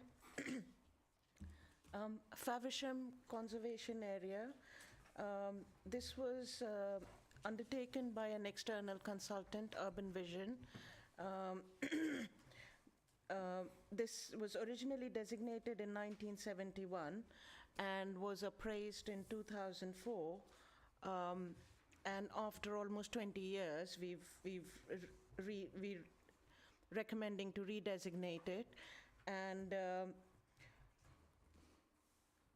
we're also recommending some boundary amendments.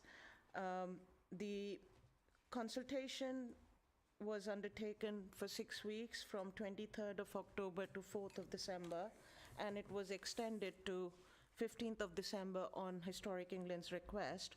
We've received 19 responses, out of which 13 are from local residents, and one very detailed one from Historic England, one from Faversham Town Council, one from Faversham Society, from Shepherd Neame, St Mary of Charity, Faversham and Faversham Footpaths Group. The responses are included in the pack on page 149, and these responses I'll come back to that in a minute. I'll just quickly go through the boundary amendments first. So there are 3 areas which are shown on page 304 of your pack. There are 3 areas recommended for extending the boundary of the current conservation area. One is Gordon Square, which is a housing estate and was constructed by Borough Council in the 20s to provide public housing for local workers. And it has a very special architectural and historic interest, which derives from them being an early example of public housing construction. The second one is McNaid Avenue, and that's a late reference to the Garden City movement and garden suburbs. And this is apparent in the housing design, layout, gardens, planting, and the inclusion of a landscaped island halfway along the avenue. And the third one is a slightly larger area compared to these two, and it's a combination of Athelston Road, Ethelbert Road, Canute Road, and Kings North Road. And the boundary, this is towards the south of the conservation area, and it basically includes varied character of terraces, semi-detached properties, and individual dwellings, and they are sort of have similar characteristics to the rest of the conservation area, and it was felt that these particular properties would make a good coherent extension to the conservation area. The document, the conservation area document that is in front of the committee today, I have had to rework it to a very large extent because of the detailed responses that we've received in the consultation. And there are 2 main areas that we've had to change. One is chapter 4, which is the character areas, which is on page 257 of your pack. And Historic England has specifically asked us to update that chapter. So the document that went out to consultation had 4 character areas, and the 2004 appraisal document that we had 10 character areas. So we've basically taken the 2004 appraisal document and included those 10 character areas into the current document. This makes it easier to read. We will be able to provide more maps, more coherence, and it will be much easier to deal in terms of planning requirement and to assess significance of the area. The second change that we are proposing is in the management plan. As you can, if you read through the consultations, there was a lot of criticism of the management plan within the responses that we received. So the management plan is on page 285 of the current pack. And yesterday, an email was circulated with an updated chapter, draft chapter of management plan. Now that management plan, what was circulated yesterday, basically takes key points from the document that was consulted, and the management plan is organized in line with, we've done over almost 18 to 20 conservation area appraisals in the past 3 years. And so what we're proposing is that the management plan for Faversham Town conservation area should be similarly structured to the conservation area appraisal, to the conservation area management plans that we've been working on. What that does is it aligns the whole process with the adopted heritage strategy. It aligns with the policies that we are working towards in terms of looking after heritage within Swale.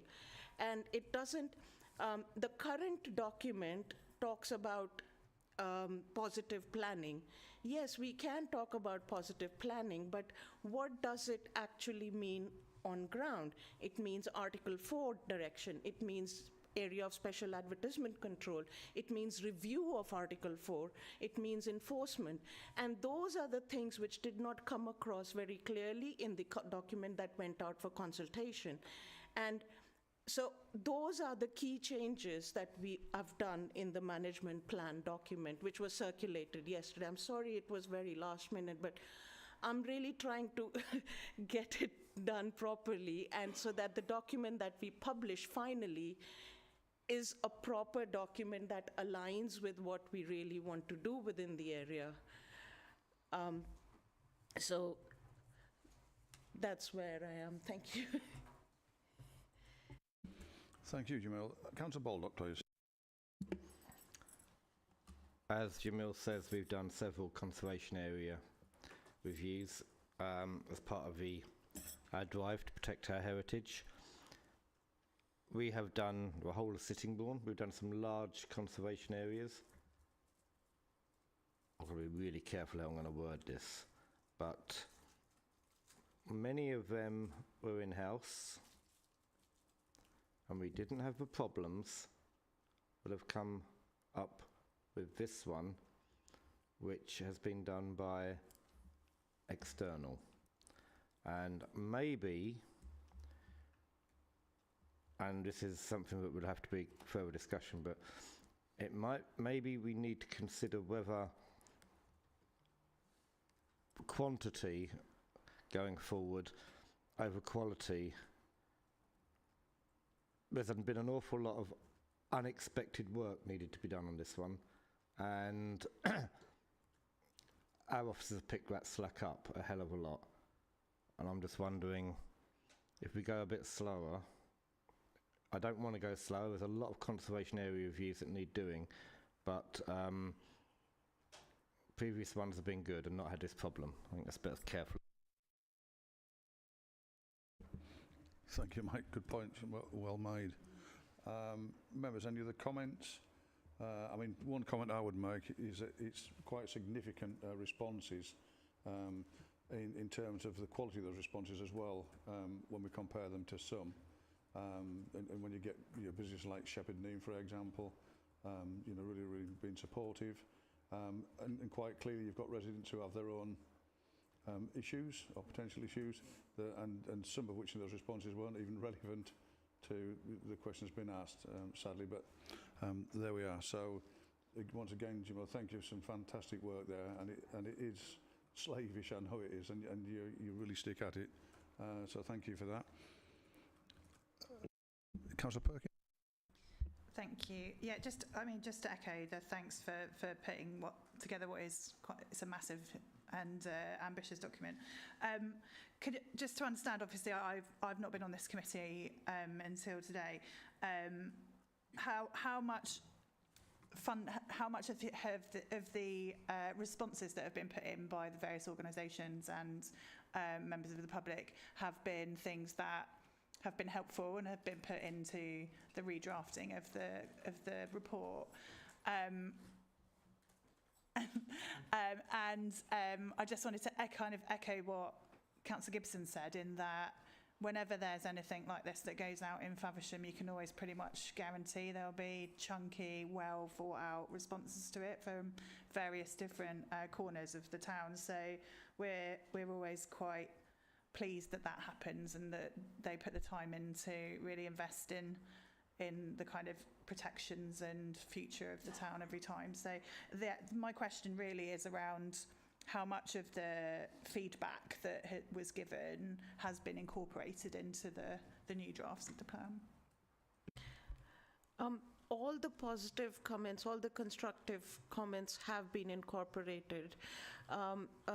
We are also, there have been people complaining about windows and things. Those obviously can't be incorporated, but we have had people, we've had responses where they've actually gone through the whole document and page by page suggested corrections, and I'm still going through all of that, and I'm still incorporating all of that.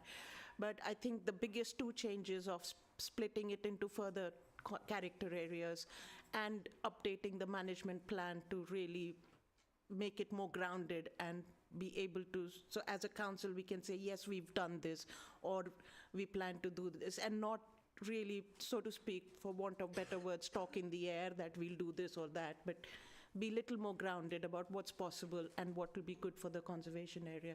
So yes, in response to your question, we're taking whatever we can take on board, we are doing that. So nothing is being ignored unless it doesn't make a difference to the conservation area. Thank you. Thank you. Councillor Bonney. Yeah, thank you. And just to follow on from Councillor Perkins' comments, I mean, this work is incredibly important, and I think what flows from it, in particular the management plan, when we get planning applications, is that we can hang our hat on the design, vernacular, whatever, of the conservation area, the impact of the area.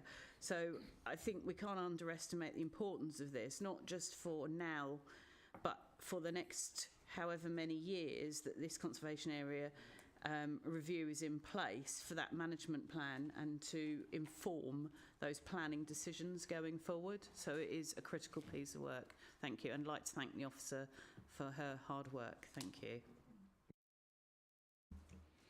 Thank you. Members, so we've got point 1, which is for noting, and 2 to agree the changes. Could I have a proposer? Councillor Baldock, thank you. A seconder? Councillor Bonney, thank you. Those in favour? That's unanimous. Thank you very much indeed, members.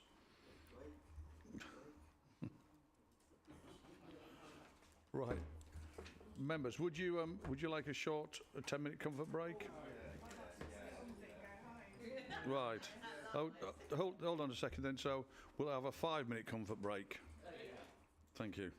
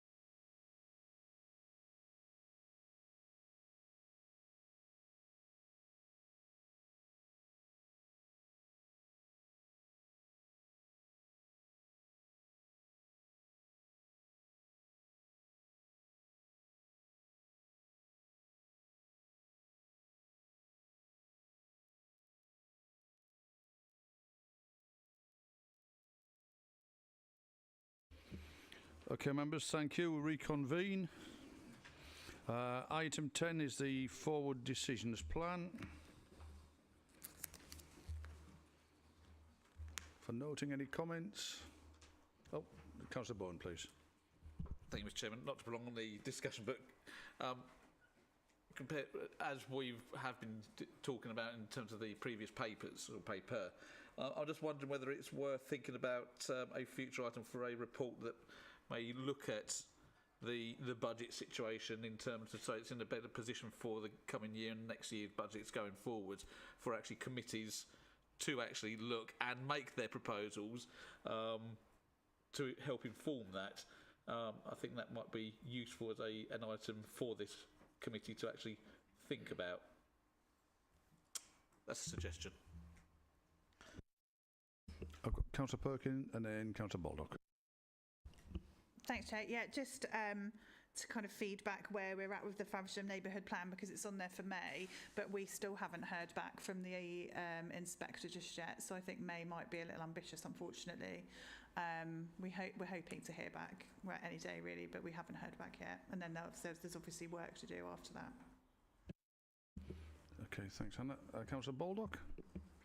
Yeah, it's just on Councillor Bowen's suggestion. There is, if you want to go down this route of committees having greater responsibility, that needs an awful lot of work. And I don't know how we would go about getting a vote or getting and I'm looking at maybe Robin here, if we wanted to change the way that we do our budgets, where would the decision-making process for that be? Would it be for the administration to change it? Would it require a motion at a committee? How would we change the way that we do our budgets? Under our constitution, that would have to be a matter which was brought to P&R as a report when it went to full council for a decision, in my view.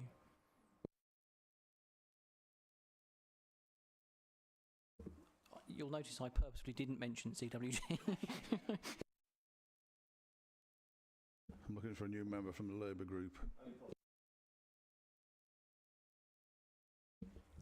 Councillor Bonney, please. Yeah, thanks. I think now we've agreed the corporate plan, the various service plans will be put in place. There will be a greater population of this table going forward. So, I know what's on there, but I do think that other items will be coming forwards when we get a better insight with those service plans. Thanks. Councillor Harrison, please. Yeah, I support what Councillor Bowen said. I'm quite happy to have that on the forward plan. It's about democratising. It's about decision-making being pushed down to the 47 members, which I thought was the idea of all this. So, it's how it's always worked in the past. Okay, I think me and Councillor Whiting are probably the only ones that know about it, but it did work. It ain't rocket science. And I don't know that it does need to go via the Constitution Working Party. I think it could just be a report to Policy and Resources. And as I said earlier, I know it's not just press one button. I think it's probably two buttons, but it'll all come out.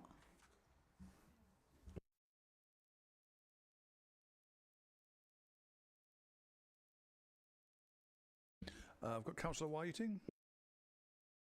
Yeah, thank you, Chair.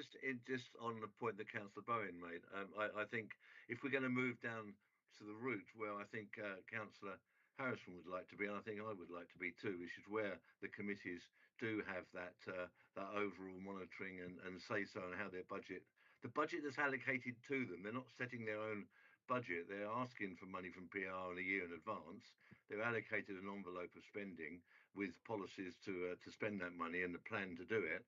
It's just monitoring that throughout the year, and I think that's where Councillor Harrison was coming from, so to give the members of that committee the ability to perhaps make alterations mid-year if it was felt necessary. I do think if that is quite a bit of work. There's probably 3 or 4 buttons to push, but the sooner it comes to P&R in its first iteration of what the timetable would be, what the decisions would need to be to make that happen, just so that P&R can actually get the work underway as quickly as possible. Thanks, Chair. Thank you. Members, I don't see anybody else indicating, so can we agree to note that report? Thank you. We now move on to item 12, which I haven't been... That's why I don't do budgets, Mike. Item 11, yeah, which is a recommendation from the Environment Committee. I've got Councillor Harrison. I didn't know if the Chair of Environment was going to say something first, Mr. Chairman, and then I would like to speak because I was first. Thank you. Councillor Lehman. Thank you, Councillor Harrison and Chair. Yeah, this is a recommendation put forward by a member of the Labour Group at Environment Committee in January, and I seconded it, and the Environment Committee voted unanimously to remove not paper agendas, but just do away with the large pile of paper agendas which sits on this table in the middle of the chamber, unrequested, and as we can see tonight, unused. Not in their entirety, obviously some people come in and pick them up, but just to change to a system whereby people request paper agendas and those are printed for those who request them, but we don't print the number of agendas for the number of people there are that might attend a committee.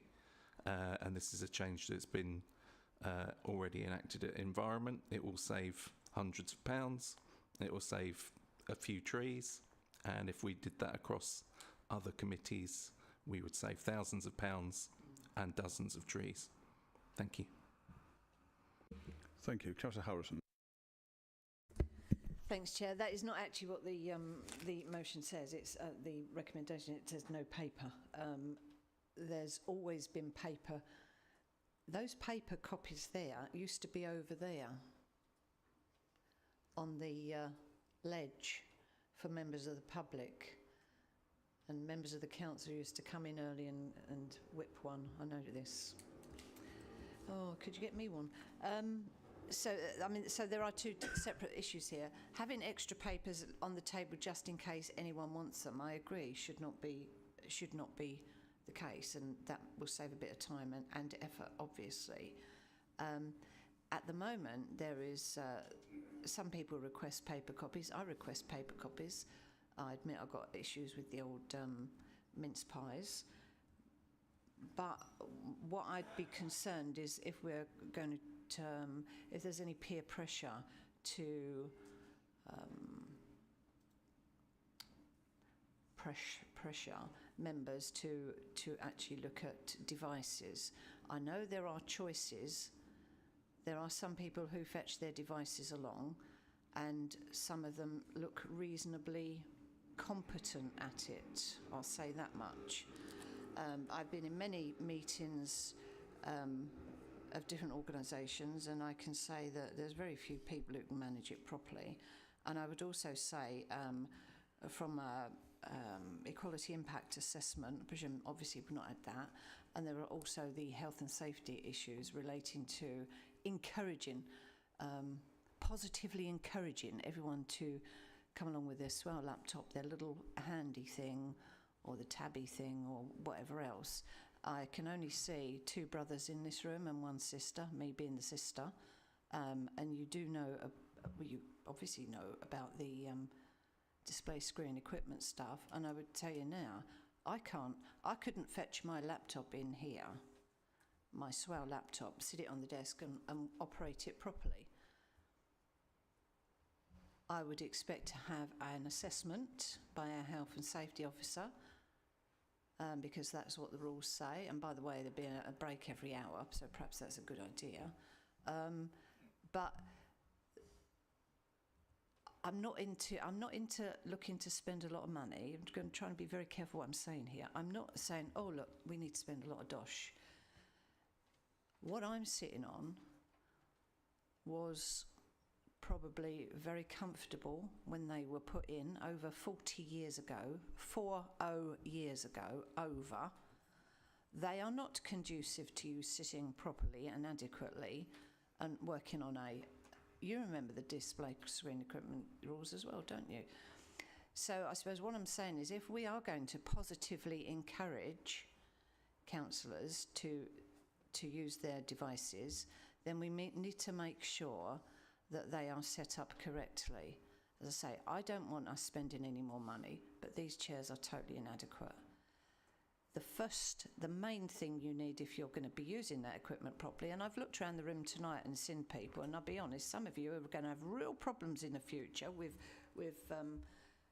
spondylosis, because of the way that you're slumped over looking at those machines. The chairs are totally inadequate in terms of what we should be using. So I think, maybe that's something that we should have on the forward plan going forward, to have proper chairs, if you like, if nothing else, a proper chair that you can lift up and down. Because, pardon? Yeah, I know, but you nearly had me there. But the bottom line is, I'm not encouraging more expenditure, but I do think that we need to be very careful what we wish for, as it were, because there's going to be health and safety issues in the future, because members, but the chairman says, if you're an environment committee member, you need to bring your laptop in. You need to sit with that thing. And I've got all these aches and pains, and I've got permanent damage to this, that and the other because of using it. Now, we've got staff here where they sit in this building, hot desking, I know, but those desks were looked at, chairs are looked at.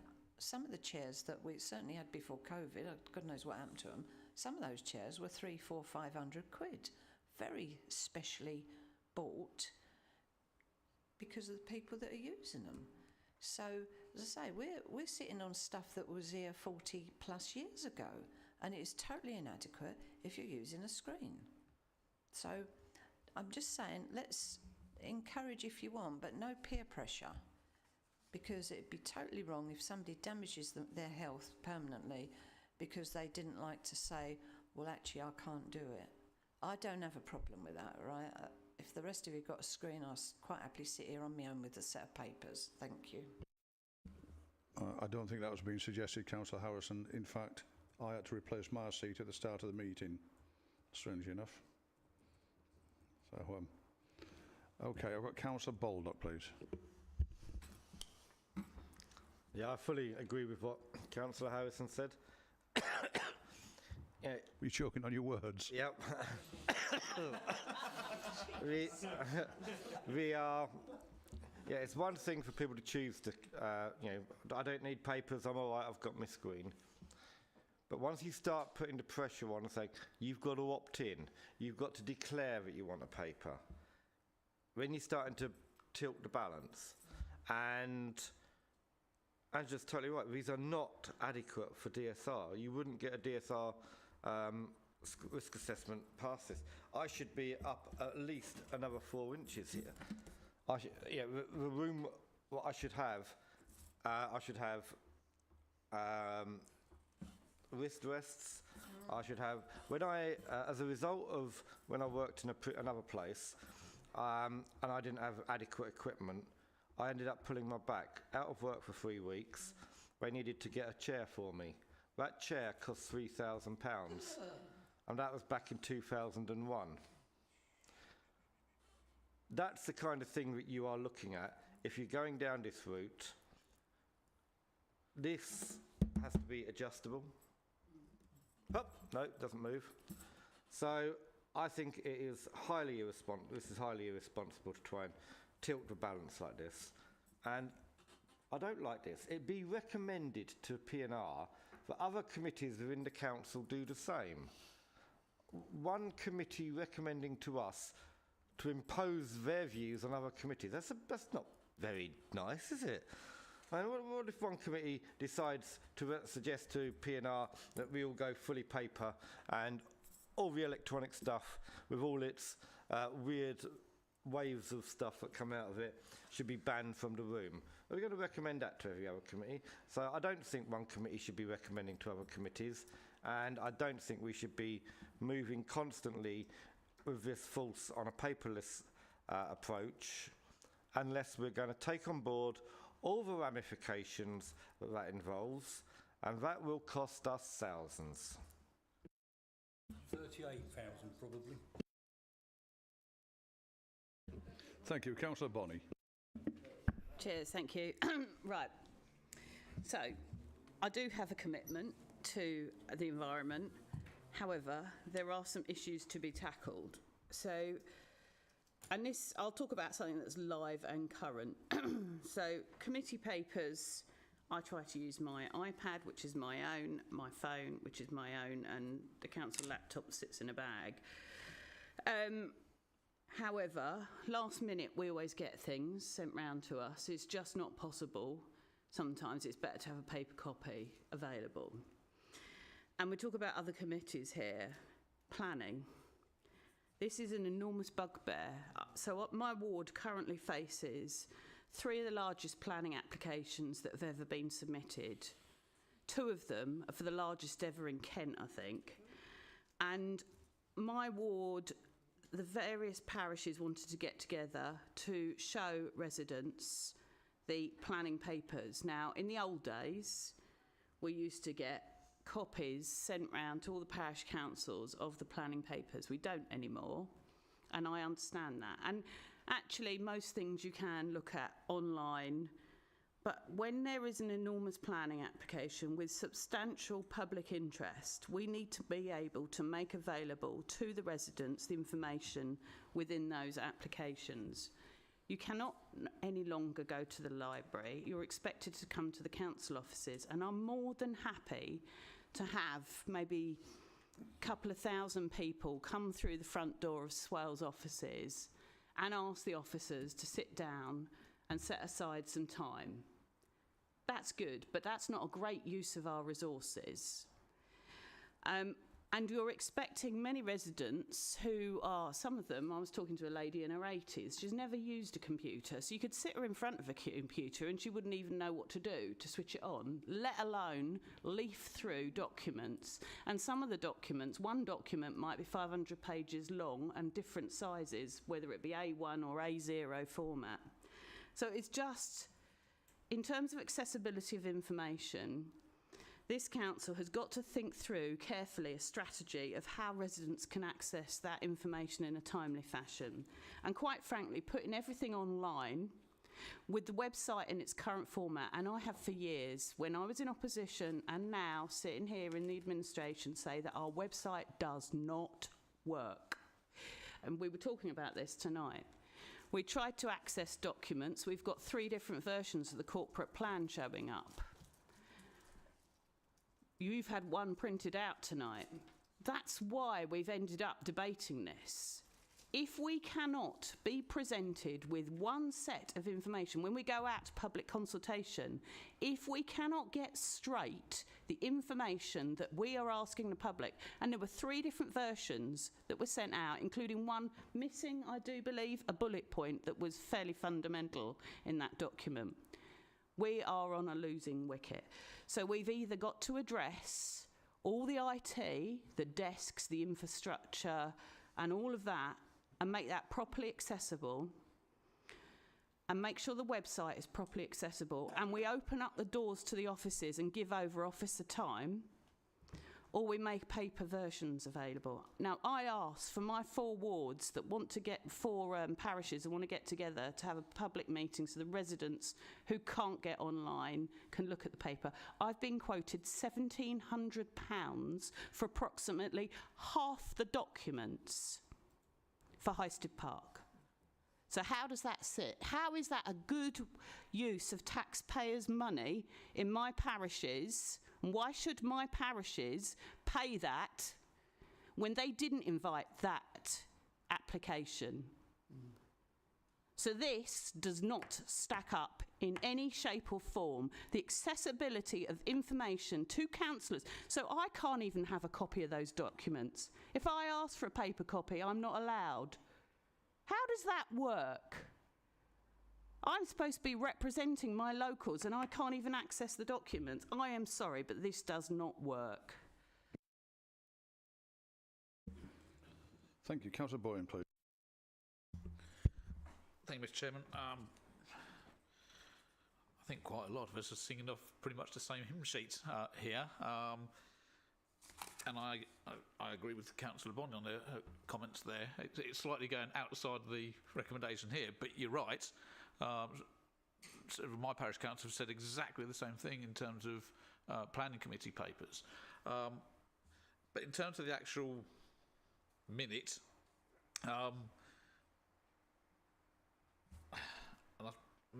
I've asked for this to be paper because I have tried the electronic versions.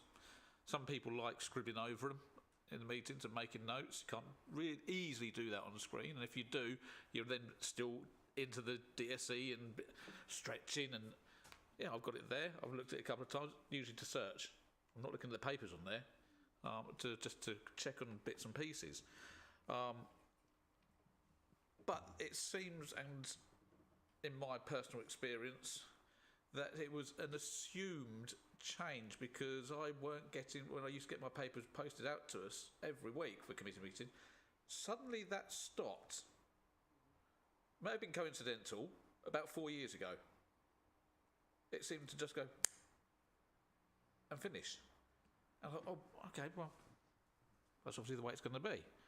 And then we got the laptops, and I thought, well, that's the way it's going to be. And I thought, actually, that's not the way it should be. But I was never actually asked, do I want just electronic? And with the greatest respect to officers or anything like that, and they do a fantastic job, and there's no criticism there. But we should never assume on what people's personal preferences actually are. And for a committee, with respect, to suddenly turn around and say, all committees are being requested to go paperless. No, it's not all committees. Individuals should decide whether they want to go paperless or otherwise. My final point, and it's slightly tongue-in-cheek, looking at the actual recommendation on the minute, if you read it the way it actually is said, that moving forward, the Environment Committee goes paperless, with no agendas and minutes. So you're going to have a committee with no agendas or minutes. Unless a paper copy was requested by a member. So you're not going to have a meeting because unless a member says, can I have a paper copy of the agenda? There is the wording is a bit off. I get what they're trying to do. Don't get me wrong there. It could have been better written, but it does come back to the point, as and everybody has said, it is down for people's preferences. There's a lot of concerns in terms of DSE people using their mobile phones. With respect to Councillor Bonney, iPads. They are not good ways to look at papers for the length of time we are looking at these documents. I'll finish there. Thank you. Thank you. I've got Councillor Lehman, Worcester, Perkin and Hunt. So, Councillor Lehman. Thank you. I'm quite dumbfounded by how many people can come up with so many arguments that are completely irrelevant to what's being proposed here. I mean, what difference does it make to my posture whether I'm looking at an iPad that's flat on a table or whether I'm looking at a bit of paper that's flat on a table? I agree that these chairs are useless, they're not comfortable, but that's got nothing to do with paper agendas versus screens. And I agree with what Councillor Bonney said about paper copies of planning applications being available to parish councils if they want to peruse them. But again, that's got nothing to do with what's being recommended here. And no one is being forced to do anything. No committees are being forced to do anything. It's about individual councillors not expecting to come and see something here which they can pick up. They can just let the clerk of that committee know that they would like a paper agenda, and it can be here for them to pick up when they get to the meeting.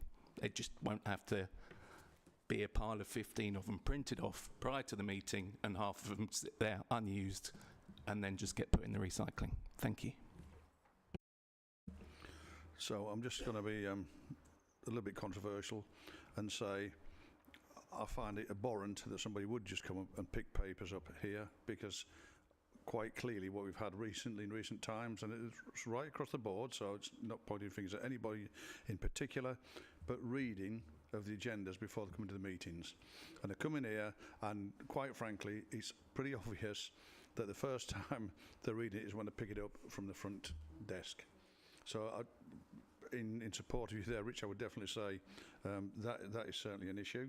And that's not for everybody, because, you know, I know that those that come in all the way from Sheerness, for example, to collect a paper copy. So, right, okay, I'm going to bring in Councillor Worcester then, please. Thank you, Chair. I will just say that a quote does spring to mind, which I'm probably going to get wrong, which is something about not letting the perfect be the enemy of the good. So this is the right direction of travel. This council has declared a climate emergency. We need to be making decisions around these sort of things that are easy, simple to pick up, and quite rightly, the accessibility argument is a separate argument. That, for instance, we can see actually that maybe the council should be updating itself and considering councillors that this is their workspace, and actually that shouldn't have an outlay on what the Environment Committee is trying to achieve here. It actually came from a recommendation from a parish councillor, Chair of Queenborough Town Council actually, whose entire council work have gone paperless. That absolutely may suit them, but I think there is a middle ground here where, for instance, we can absolutely set that aspirational target, set ourselves as role models, be exemplar, be the organisation that people look to for these decisions to be made, and put our money where our mouth is. But I absolutely support the Chair's point. I've seen people read things for the first time here. And again, that is a separate argument around members' conduct. Thank you very much. Thank you. Councillor Perkin, please. Thanks. Yeah, I'm broadly supportive of moving further away from the amount of paper that we're currently using. I think that an equalities impact assessment is important, because as a neurodiverse person myself, I struggle with keeping up with agendas if they're on a screen rather than as paper, and I will pick up a hard copy if I can, because it will I have object permanence issues. If it is not there, I've forgotten that I'm supposed to say it. So for people who have neurodiversity, there is some kind of balancing act that you need to do. I don't think that it precludes moving away from paper. I don't use paper a huge amount, but I find it a helpful tool during meetings to have that physically in my space. In terms of, I think actually there's some work to do around accessibility for neurodiversity in general across the council, which I think would be a really interesting piece of work to undertake. As an example, having black text on white paper is not always very easy for people who have dyslexia to read. It's not very easy for people who have ADHD to read either. So I think a little bit of a wider discussion about how we interact with people who have neurodevelopmental conditions is something that would be really positive for the council and for the councillors that live with those conditions. I think I probably support, I think in terms of kind of foisting it on other committees, I think that's covered by, unless a paper copy was requested by a member, I would feel comfortable with requesting that. I'm not sure everybody would. I think there needs to be an equality impact assessment to understand that a bit further. And yeah, I think I worry about the peer pressure that comes along with things like this, in that you know, if someone, say like I'm sitting here with this gigantic stack of paper right now, if a member of the public is like, why are you using so many trees? You're a terrible environmentalist. Actually, some of that's accessibility need, and it needs to be balanced. And I think we don't want to get into a position where people feel uncomfortable about expressing things that make their life easier as a councillor. So I'd like to see an equality impact assessment put in place, so that we can pick up some things which might be sticky. But yeah, broadly supportive of trying to do what we can to, do better for the environment. Thank you. Councillor Hunt, please. Thanks, Chair. We're obviously all discussing it, and I agree that I think more work needs to be done and to go back and everything needs to be looked at. And I think all members need to be asked what they would prefer. I think that's the first step, is what do people want. But what I'm finding a bit confusing is what we've got is, because there isn't actually any decision for us to make at the moment, because we've just got sorry? That's it. That's the thing. We're just noting it. So something's got to happen in the future of coming back to us. But I think that is the thing. We're not making any decision to stop doing the paper things, because we'll just note this and someone will do some work, and hopefully officers and maybe in conjunction as all the groups can speak about it, and we'll get a future paper come forward where all of those things, I guess the administration of members, that would be included in it. So that would be good to see that. Thank you. Councillor Harrison, please.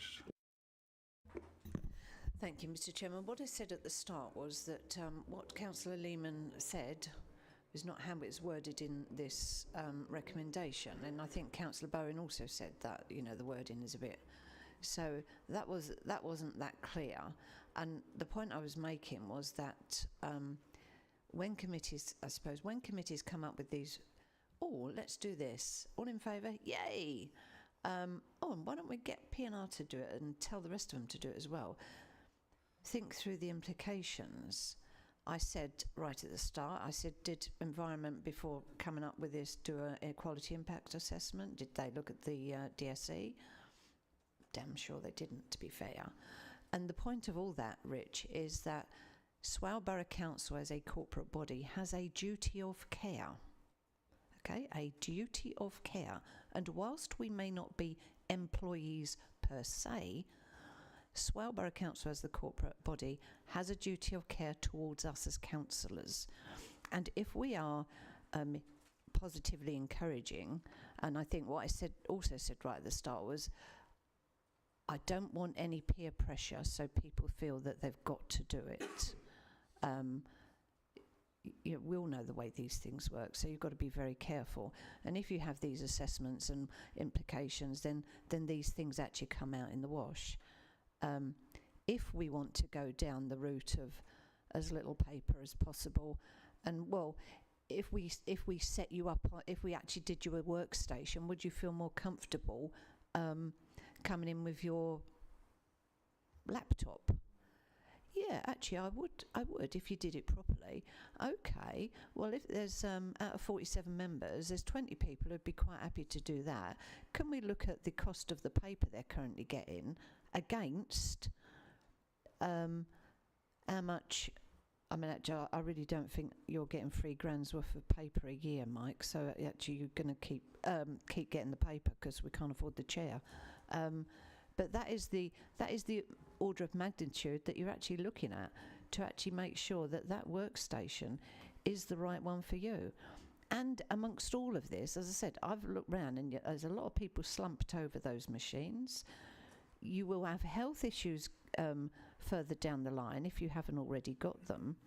And what if you actually get something permanently disabling because you're working at an unsuitable workstation? Is there a liability on the part of the employer per se, the corporate body, Swale Borough Council? And all these things do have to be looked at, I'm afraid. So, sometimes these really good ideas, when you actually work them through, they need a little bit more thought put into them. So I'm not knocking, we need people to keep coming through and say, what about this? What about that? What about that? Yeah, but look at it properly before just whacking it up the line. Thanks, Chair. Thank you. Councillor Bonny. Yeah, thank you. So, getting back to what's before us, just in case you think I might swerve sideways, which is always a possibility. Yep, but it all goes back to the core. If you are going to go paperless, then your IT function needs to work. So I think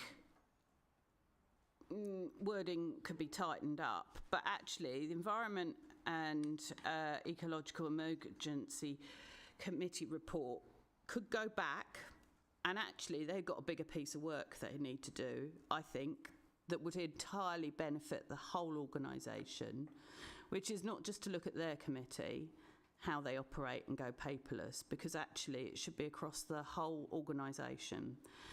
And it is a bit about what Councillor Harrison said, is finding out what the financial implications are and understanding the duty of care.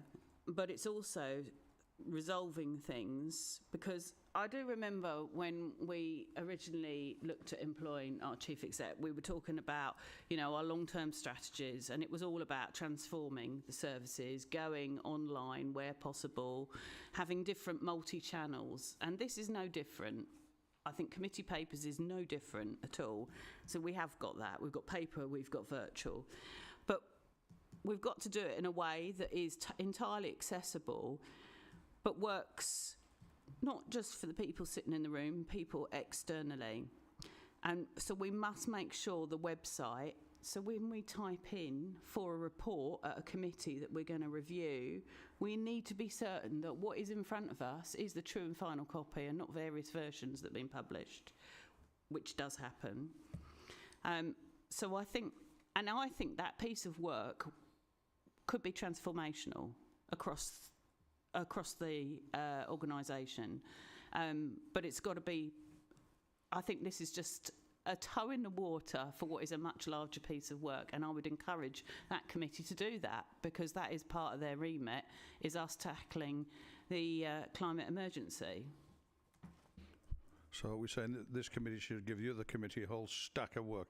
No, but Actually, it's part of its programme. I hear exactly what you're saying, and I guess what I'm hearing is duly noted, but actually, could you get your committee, Rich, to, you know, perhaps look much more wider, more holistically about what we're doing? Thank you. Councillor Baldock.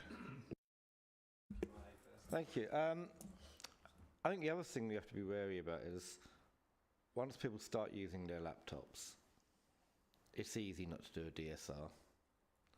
There are 4 officers here, all sitting on the same chair, at the same level. I wonder how many of them did a DSR.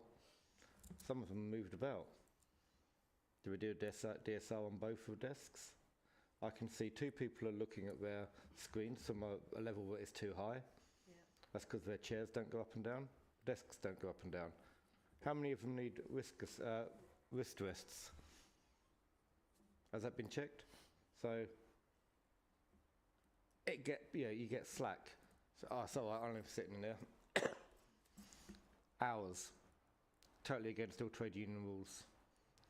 We are breeding a whole load of problems in the future. The way people slouch, way people sit, don't sit properly at desks. We should probably be doing more about home risk assessments and all the staff that do the homeworking. But they fill in those forms, sit and fill them in, hand them in.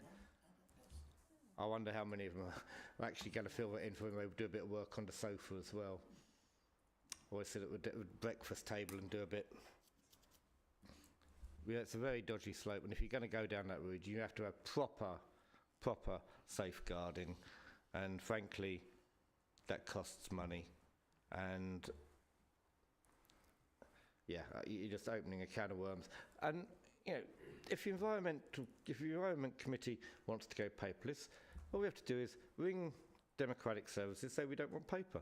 Anybody can do that. In fact, as Lloyd said, or Councillor Bowen said, I actually thought that we had gone to a position where you had to request if you want papers, otherwise you didn't get them. I thought that happened a couple of years ago, because I was told if you want papers, you've got to ask for them. So I just said, yep, want papers for everything, and that was it. So maybe that's not the position. I just sent an email to somebody who thought, why has he sent that? But yeah, I think you've got to be really careful. There is a whole load of issues coming from this. You know, Hannah's talked about some of the Councillor Perkin talked about some of the neurodiversity issues. You don't want to be putting people feeling uncomfortable requesting papers. You don't want people to feel, and a lot of people, dyslexia is one, where a lot of people aren't aware. So they think, oh yeah, I'll ask for that. It's just not good. Yeah, summed it up well. Thank you, Councillor Baldock. Councillor Palmer. Yeah, I thought this would be a quick one. We've done it to death. I think the things to take away from this for the officers, where there's a blame, there's a claim. And we need a paper and going paperless. Thank you. Councillor Lehman. Thank you. I'm curious to know how many of the points that Councillor Baldock just made about the DSRs and the officers sat there with their laptops wouldn't apply if they were sat looking at paper agendas. I'm sure that everything about the chair height and the desk height would apply either way. They're both not good for our postures. This is terrible, what I'm doing now. It doesn't matter whether there's paper or a laptop here, it would be terrible either way. So much of what I'm hearing from this direction has just been completely irrelevant to what's being proposed, and it's disappointing that I'm having to say that again. A report will be done. I spoke to Martin before the meeting. We're going to do a report. We're going to look at it properly. I honestly don't know whether equality is impacted. The only thing I've really heard, and I agree that there's a neurodiversity issue, and the peer pressure thing is potentially an issue, but outside of those two things, I don't really think there's anything that I've heard this evening which in any way is an argument against what's being proposed, and I do agree that what's here in the agenda is not worded particularly clearly. I mean, at KCC, and this is one of the reasons why I didn't think this was that much of a problem, at KCC it was just unilaterally decided that everyone would be paperless and there wouldn't even be an option to request in, and I've made representations on behalf of members of my group to go back to having paper agendas and had those requests denied. So what I thought I was bringing forward was actually quite a reasonable request, and it's turned out to be quite complicated, but I guess everything that's been said tonight can be fed into the report. So thank you, Martin, for taking that on. Okay. Cheers. Thanks, Councillor Lehman. Members, can we say duly noted? Noted. Thank you. No. But it was very important, Hannah.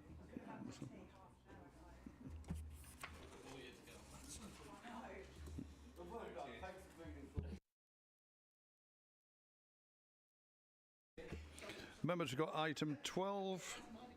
Agreed. And now we're moving on to then item 13. Do members wish to discuss the exempt report?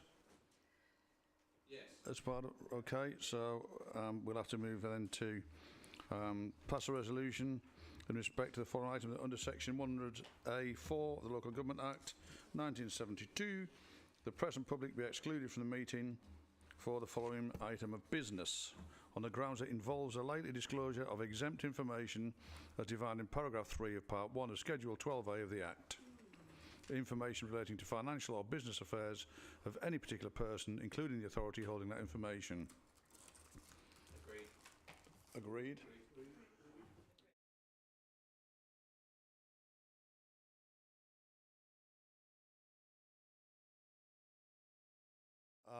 Online, are you alone in the rooms that you're in at home? Because we just need to qualify that, otherwise we'll have to exclude you from the meeting. Councillor Clark, I'm here with Councillor Cheeseman and we are on our own. No, there's two of you then. Well, yeah, there's two of us, but we're both elected members. There is no civilian. Thank you. Councillor Winkley, so I am on my own if that's the question you asked, Chair. Thank you. Councillor Jackson, I'm on my own. Yeah, Councillor Whiting's on his own. Councillor Harrison, please. Yeah, I'm surprised you asked that because